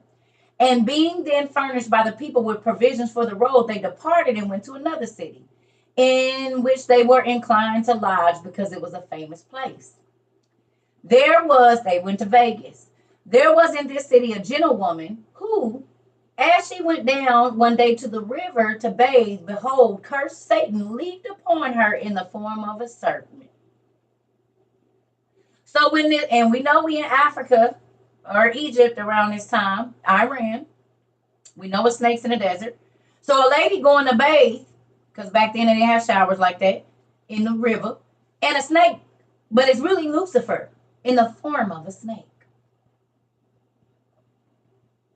And he jumped on the lady.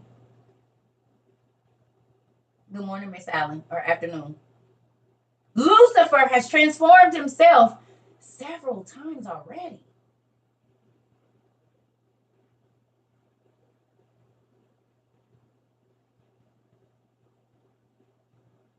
Crazy. Hereupon all the neighbors praised the supreme God. And folded himself around her belly, and every night lay upon her. What I tell y'all about the snake being in that woman's stomach? So every night, this snake would come and wrap around her stomach. Have anybody ever seen a deliverance ministry? Most times when they calling a demon out of a person, the first place that they grab is their stomach and bend over.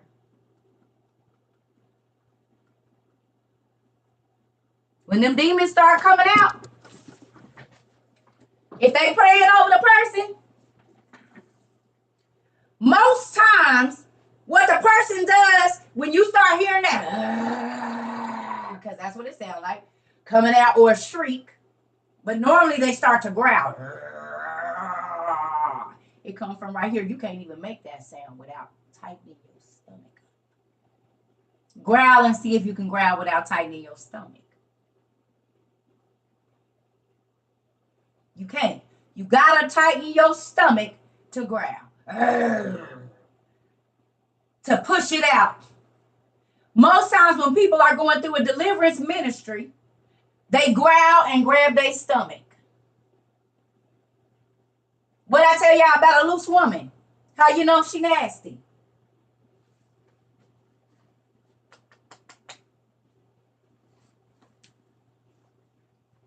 This how she walk. That means that demon of lust is right here. Okay? In your loins, in your back. Men, that's whoremongers. Oh, they gotta walk like they carrying something around their waist.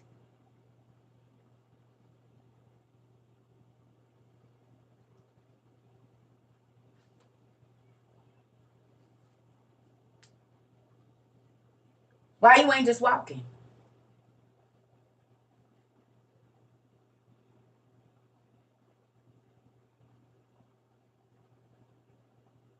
When a person's depressed,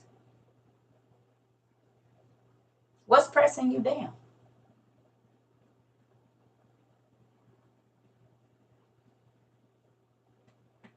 And why, when depression come out for you, do you feel lighter?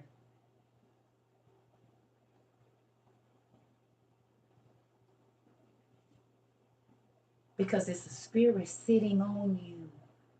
We saw that from The Ring or whatever a movie was. Everybody that demon sat on, they be hunched over. They walking upright as long as that spirit ain't there. But as soon as that spirit come on them and crawl on their back, they like this.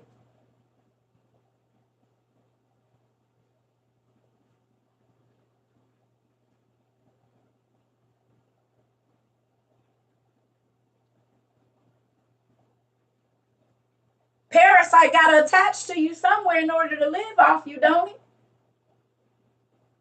And demons are parasites. They suck the life out of the person that they are inhabiting. When you are possessed by a spirit, whether it be drug addiction, sex addiction, whatever it is, the person changes. Their face changes. Depression drains you. It make you hurt. That's what spirits come to do.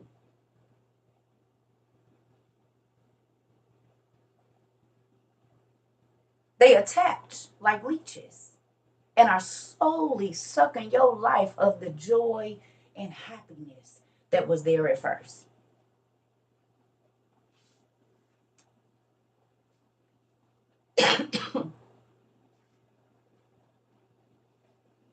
Lust can take you a lot of places you never thought you would be.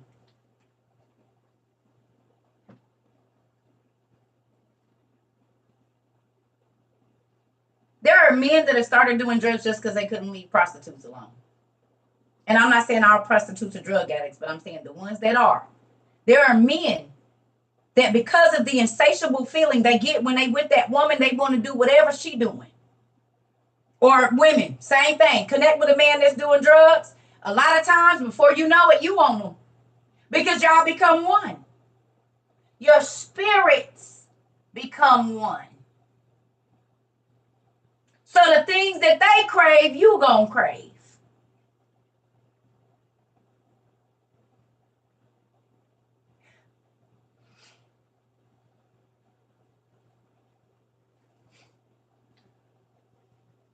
Yeah, Tones. That's what a soul tie is. You're tied to that soul. And whatever that soul do, you gonna do. That's why you can never be a cheater, a person that don't cheat. And then you get with your spouse and they cheating on you, and all of a sudden, to get them back, you're now a cheater, even if you've never been one.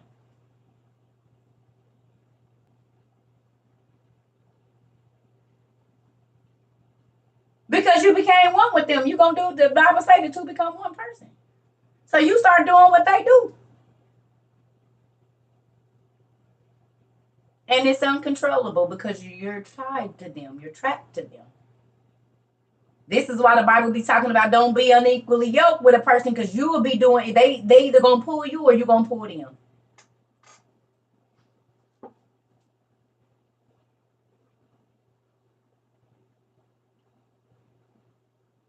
Literally. Get around somebody and I don't really like that, but that's their thing. And then before you know it, it's your thing.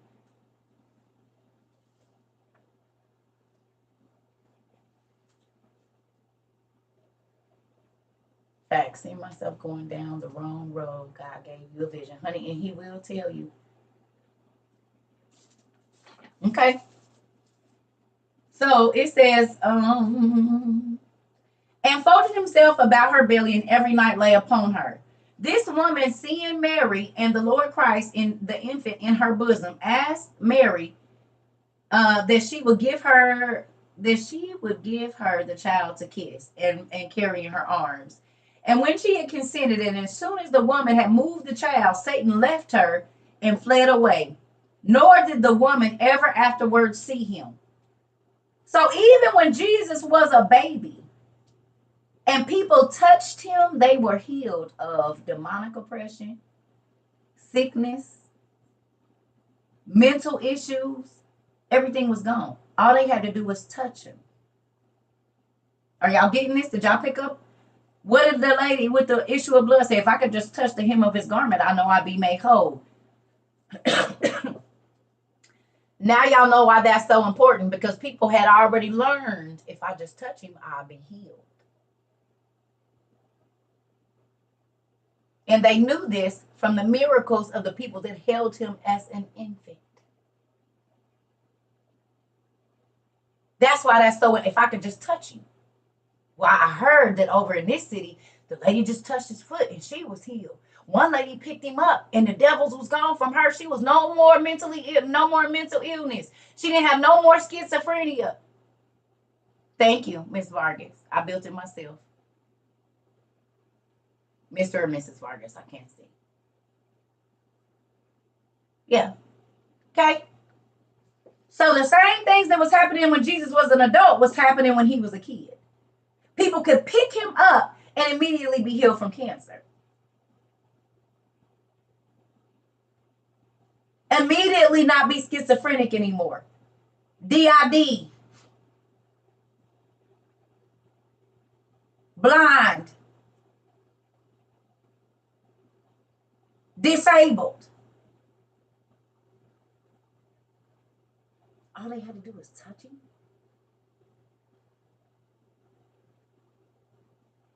A baby.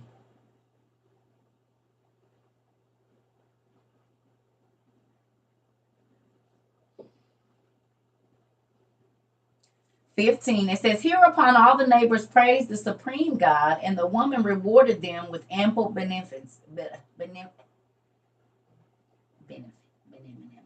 Y'all see it there. Beneficence.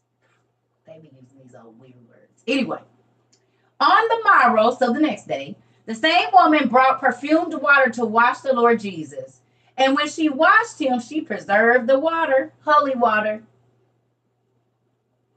And there was a girl there whose body was white with leprosy. Did we talk about this yesterday? I said, if the people was white, why would white spots be a problem? White spots on a black body cause some issues. White spots on a white body, we can't really tell that much. Not trying to be funny, y'all, but we can't. But if I came in here and I got white spots, oh, y'all gonna pay attention.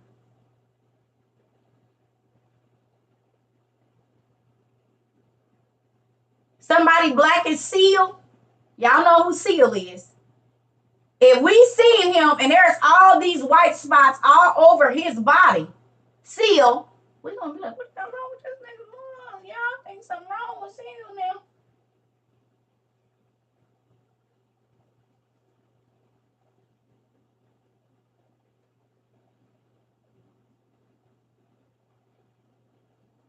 Jay-Z come out and he got white spots all over him. I don't know. He cheated on Beyonce.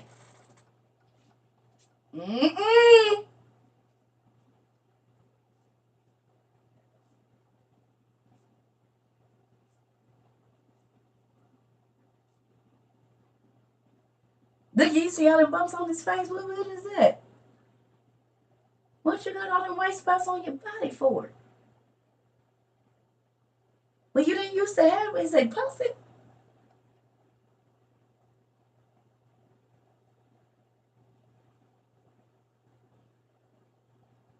Don't sit by me. Go on over there. Don't come sit by me. Don't do that. Listen. Okay.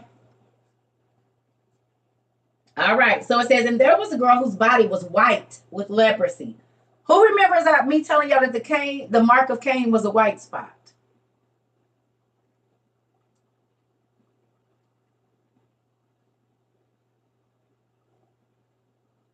Mark of Cain was a white spot on black skin. Vitiligo. Not saying that's the curse of Cain, but that's what it was.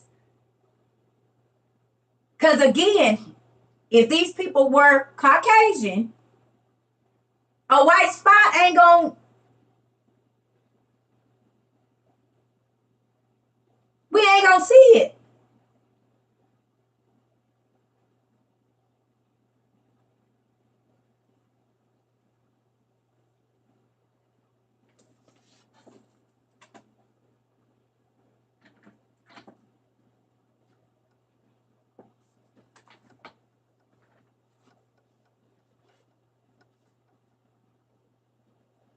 It couldn't have been black skin because everybody in Africa when Cain them was there was black. So a white spot is gonna stand out like crazy on black skin.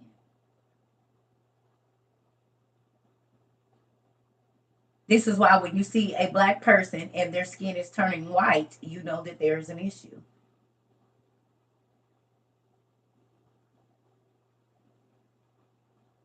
It's still happening now.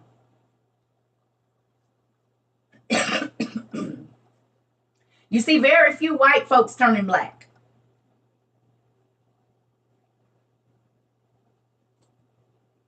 But you see black people going white all the time. And it's a problem. There's a chemical imbalance. Something is not right, that the skin is losing its pigment.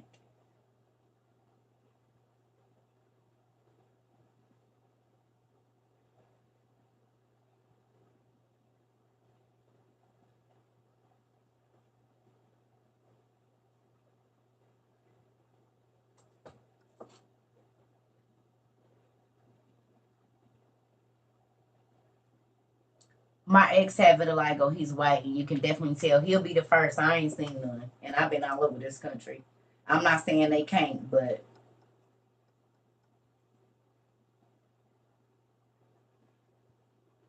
you're gonna see it better on a black person or a person of color.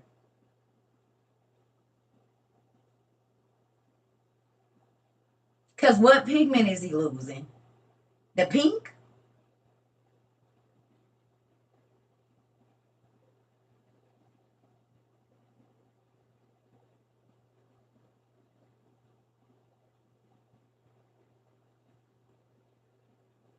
I'm not trying to be funny. I'm serious. Like, what pigment are you losing?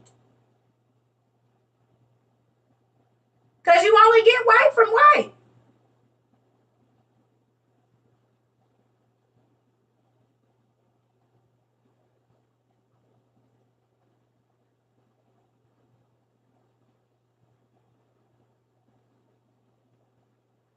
No, because they already be pink. If they get angry or flushed, they get pink. So what color is you using? Losing.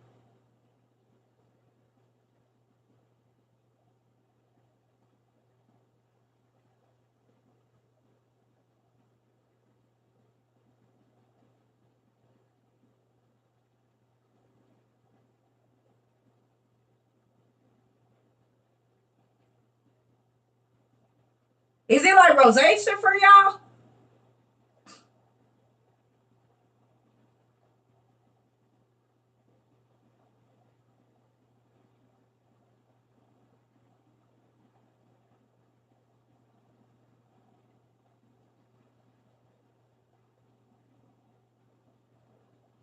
Okay, I don't know.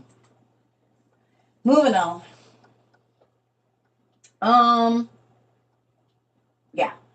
And there was a girl there whose body was white with leprosy, who being sprinkled with this water and washed was instantly cleansed from her leprosy. The people therefore said, without doubt, Joseph and Mary, without a doubt, basically, Joseph and Mary and that boy are gods, for they do not look like mortals. So was Mary's genetics changed when God inhabited her body? Like the women that slept with the angels, genetic molecular structure changed as well.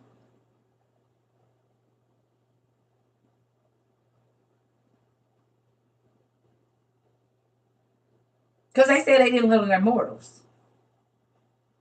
Oh, okay.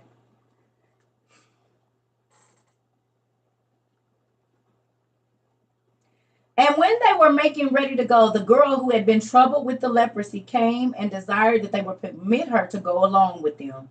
So they consented, and the girl went with them till they came to a city in which was the palace of a great king, and whose house was not far from the inn. Here they stayed, and when the girl went one day to the prince's wife and found her in sorrowful and mournful condition, she asked her the reason for her tears. And she replied, wonder not at my groans, for I am under a great misfortune, of which I dare not tell anyone.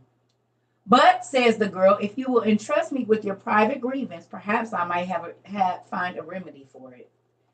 Thou, therefore, says the prince's wife, shall keep the secret and not discover it to anyone alive.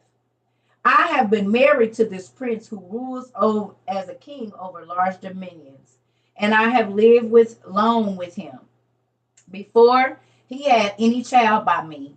And at length I conceived by him, but alas, I brought forth a leprous son, which when he saw, he would not own to be his. But he said to me, either do now thou kill him, or send him to a nurse, to some nurse in such a place, that he may never be heard of. And now take care of yourself, and I will never see you more. So basically, she was with a king, a prince, gave birth to a sick baby, and he said, kill the baby or send the baby off, and I'm not ever touching you again because you're going to have diseased kids.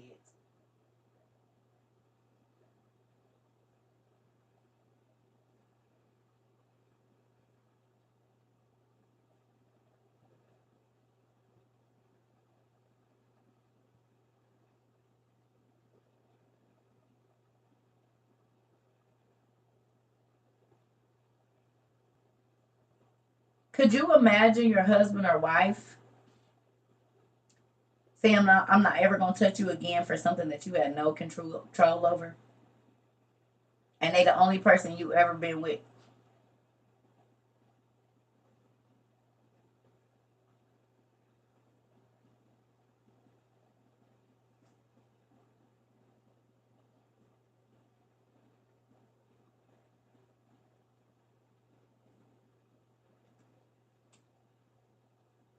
That's like your baby being born with cerebral palsy and the person blaming you for it.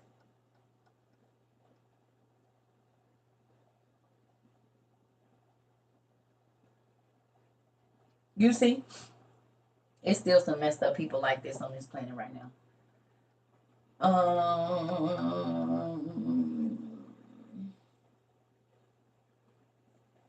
So here I don't know, kind, lamenting my wretched and miserable circumstances. Alas, my son, alas, my husband, have I disclosed it to you? The girl replied, I have found a remedy for your disease, which I promised you, for I also was leprous, but God has cleansed me, even he who was called Jesus, the son of Mary.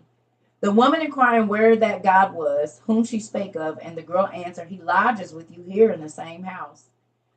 But how can this be? She says, where is he? Behold, replied the girl, Joseph and Mary, and the infant who was with them is called Jesus. But it is also he who delivered me from my disease and torment. But by what means, says she, were you cleansed from your leprosy? Will you not tell me that? Why not? Says the girl. I took the water with which his body had been washed and poured it upon me, and my leprosy vanished. The prince's wife then arose and entertained them, providing a great feast for Joseph among a large company of men. And the next day took perfumed water to wash the Lord Jesus, and afterwards poured the same water upon her son, whom she had brought with her, and her son was instantly cleansed from leprosy. Then she sang thanks and praises unto God, and said, blessed is the mother that bare thee, O Jesus. Dost thou thus cure men of the same nature with thyself, with the water with which thy body is washed? She then offered very large gifts to Mary and sent her away with all imaginable respect.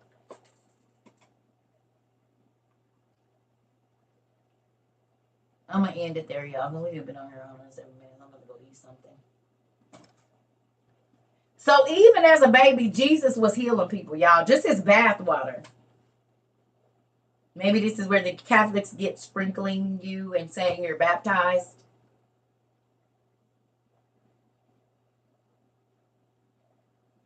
Even though we know Jesus and them got dumped completely under the water and came up. Think the Catholics took this from that? Sprinkling the water. Yeah, that's why the Catholic Church praises Mary. It is. And that's why I said we don't worship Mary over here. We worship Jesus. Okay. Hi, Miss Sandra. Oh, thank you. Self-baptizing. Right. I don't know. Now Jesus makes even more sense. Listen. So who feels like you've been cheated out of the rest of the story when you read this? They told us Jesus was born. It was foretold he was going to be born. He was born. They tried to kill him. He was 11, and then he was 30 and 33. That's it. We don't hear nothing else. But of course, he was a real person, so he had a life. They cheated us.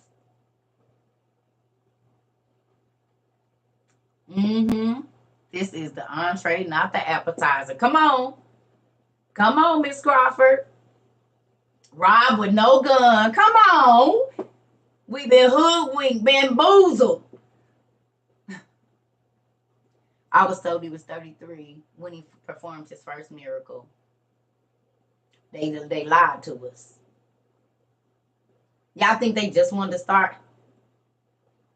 The fact that he had all of the teachers in the tabernacle bamboozled was a miracle in itself.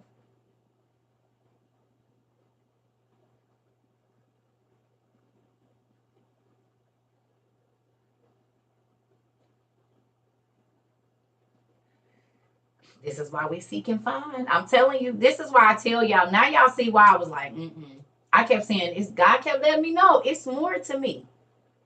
It's more to my story. It's more to all the stories. But do you want to know? Even the fact that Noah had eyes that lit up the whole house made sense because he was going to be on a boat for a whole year in a storm. When it's raining and storming, and could you imagine? How was they going to see?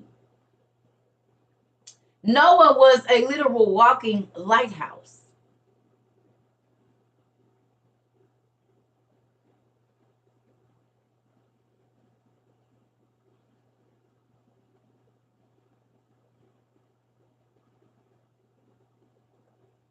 Well, no lighthouses. Everything was 33,000 feet worth of water. Everything was covered. The only light was his eyes. Because the sun was darkened. He was the original lighthouse. Exactly. Basically. I won't tell him. You good. So the superpower that he had matched what he had to do. Is y'all getting that?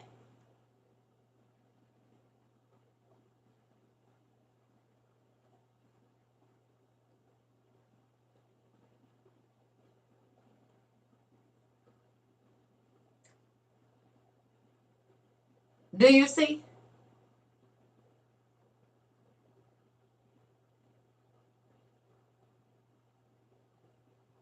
The gift that God gives you has everything to do with your purpose. My mama used to hit me in my mouth all the time. She said, "You always talking. Shut up." I talk in my sleep. The whole time I'm asleep, having I never stop talking, literally. Look what I do for a living. I have to talk for hours and hours and hours and hours and hours about many things.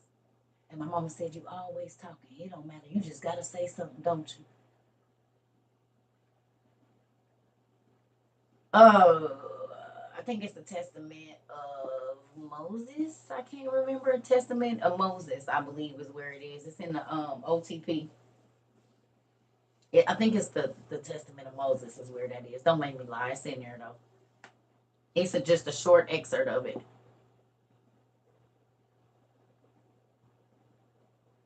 Yep, his first miracle was when he cured the midwife. That's true. He was only minutes old, and the midwife's hand was withered. And when Mary told her, pick my baby up and you'll be healed. And she was.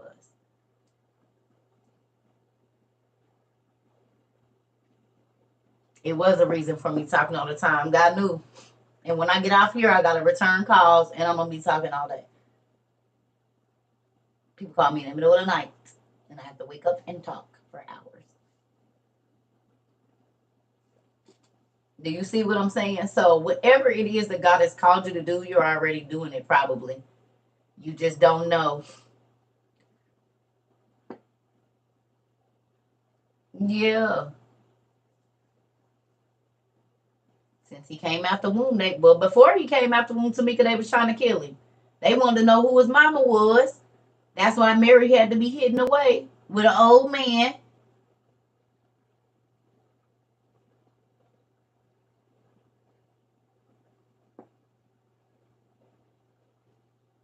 Yeah.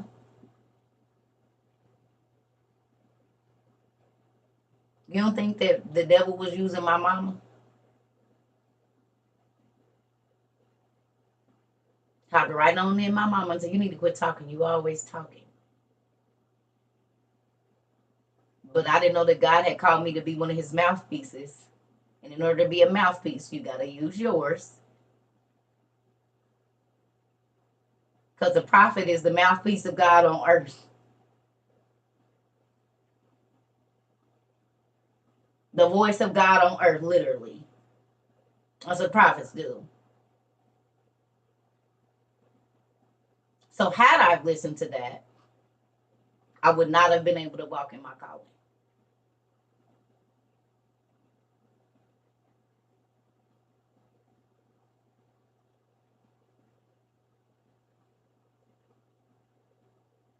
You see?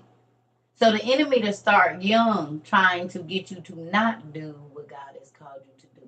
But I was 5 years old. The elementary school I went to, I kid you not. The nurse was the receptionist. When she would go on lunch, because I had the church experience, I've been answering the phone in the church since I was probably 3-4 years old. Right? My grandma taught me, and my mom, back then you had to answer the phone a certain way. Well, I could take notes and all of that.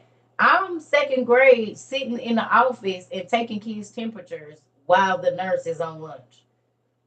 Laying them in there, putting the cool ice on them in there, second grade, praying over the kids. Lord, in the name of Jesus, heal them, God. 5, 6, 7, 8, 9, 10 years old, for real. Elementary school, I'm praying over people. Laying my hands on folks.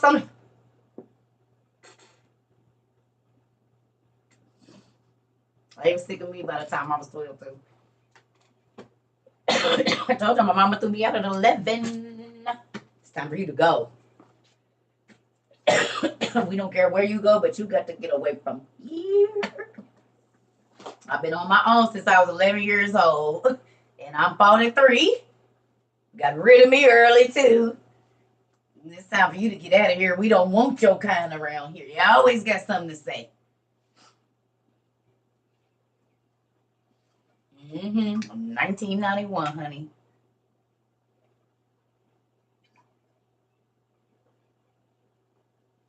Eleven years old, I've been on my own. Where did I go at 11? First to my auntie's house, couple friends' houses, and then just figured it out. And back then, wasn't no cell phones. Not like it is now. You had to be a doctor, a lawyer, or a drug dealer to have one of those.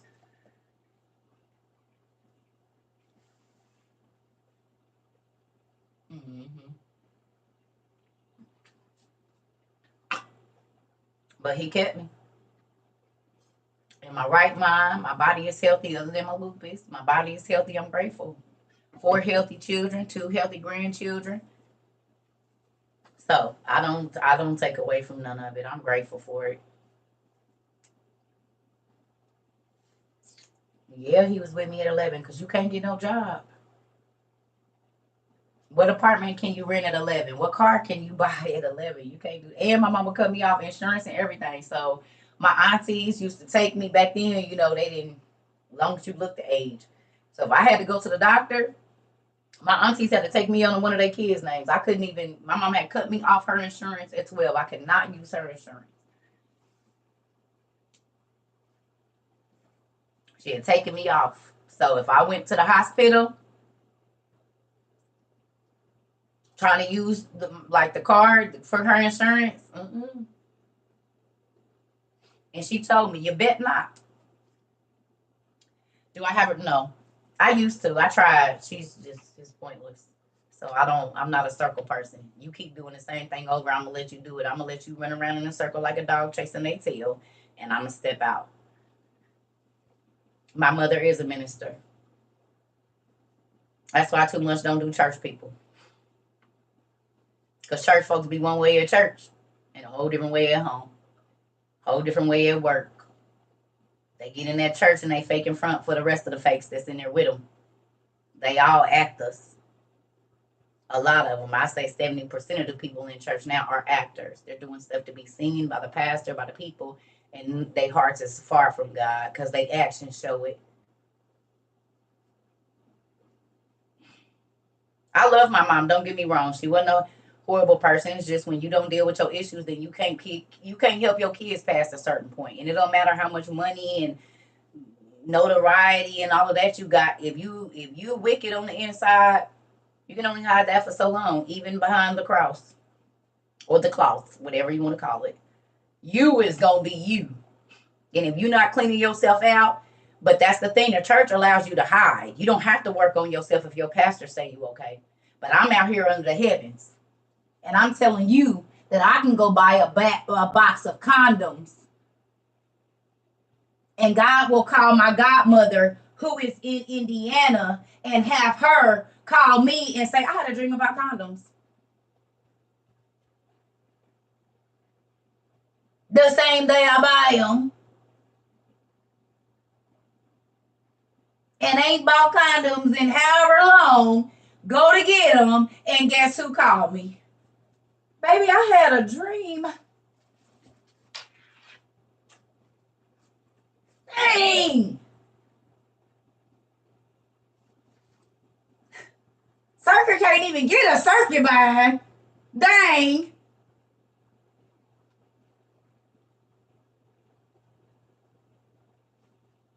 So I don't gotta worry about if the pastor see me. I'm telling y'all what I know. I have been in the mix of sinning. This was years ago. I have been in the midst, like just got into the action, and she'll call my phone. Never been to my house. Don't know if I'm talking to somebody. God, I'm talking about as soon as connection hits. Ain't even been 3 ins and outs, and my phone is ringing. Baby, I just, what are you doing? I done had male visitors at my house down through the years, and she'll call me and say, baby, I just had a vision. Is the man at your house?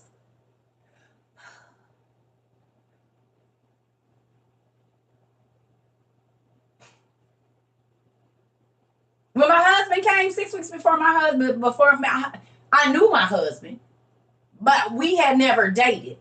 And she started saying, baby, you need to start getting you some lingerie and stuff. Your husband's coming. I said, Mama, ain't no man around me. I ain't even talking to nobody. She said, I know, baby, but start getting your stuff ready.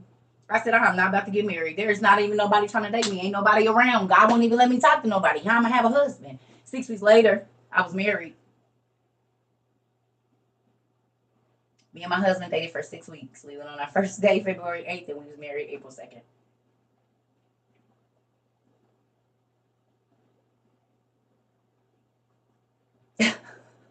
I ain't out of nowhere. Yeah. Real life. And I just got divorced. This month I'll be divorced 2 years. So this ain't been that long ago. So the whole she don't got no covering, yeah, that's because everywhere I go is covered. His eyes is everywhere.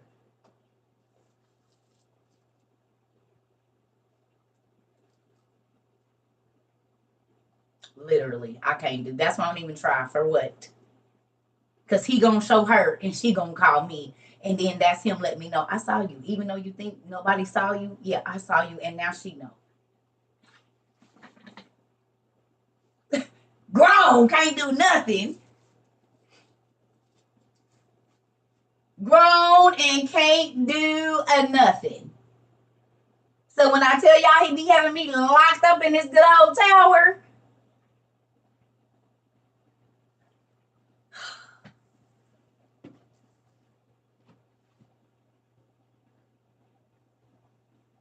I be so angry. Friends be out doing just wow, no handstand. They can do whatever they want. I go outside and the club closed.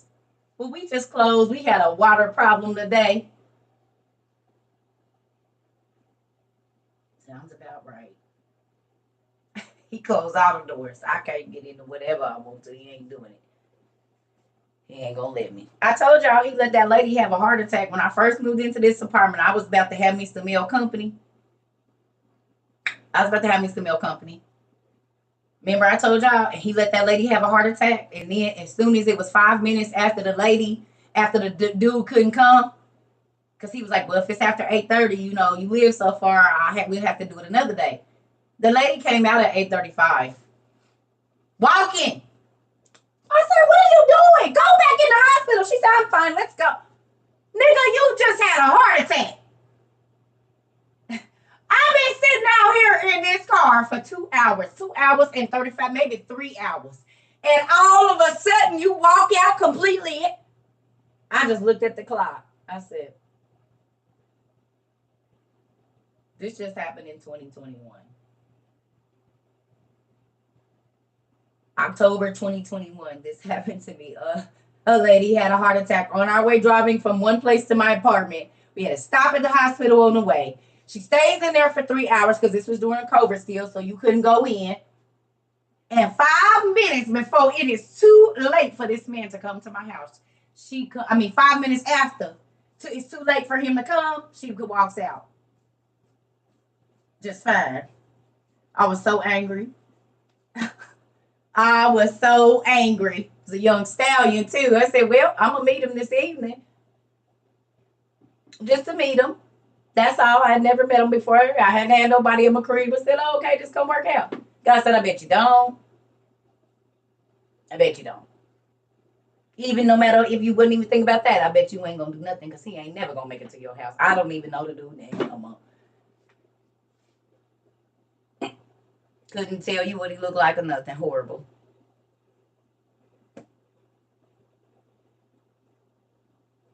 So imagine going through this in my 20s and my teens. I wasn't trying to date him. I was new to the city. I've been trying to meet people. I ain't trying to be all on the dude. I just want some company. God said no company. Nope. I didn't have people be on my way and two of their tires blow at the same time. Y'all would not believe. That's why I just don't even be trying to get nobody in there. And I'll be like, just don't talk to me. Just go away because it's going to be bad for you. If you ain't supposed to be here, you're going to wish you wouldn't be. And I promise you. So just don't even worry about it.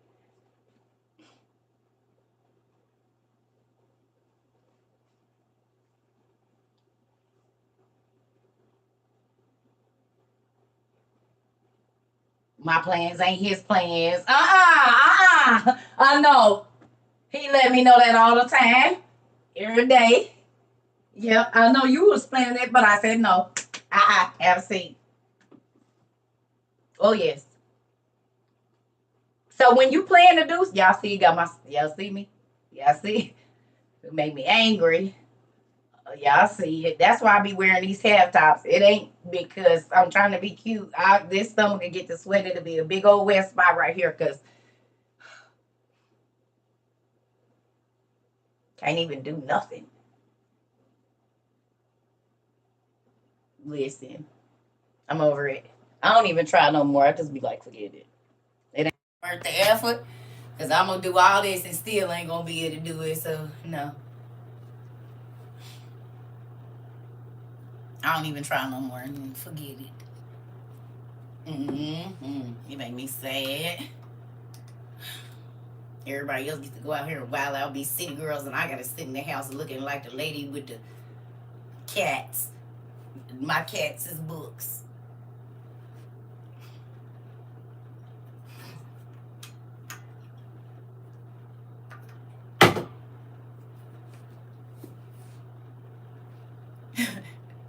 Ooh. I love y'all. I'm about to go. Just thinking about it makes me angry.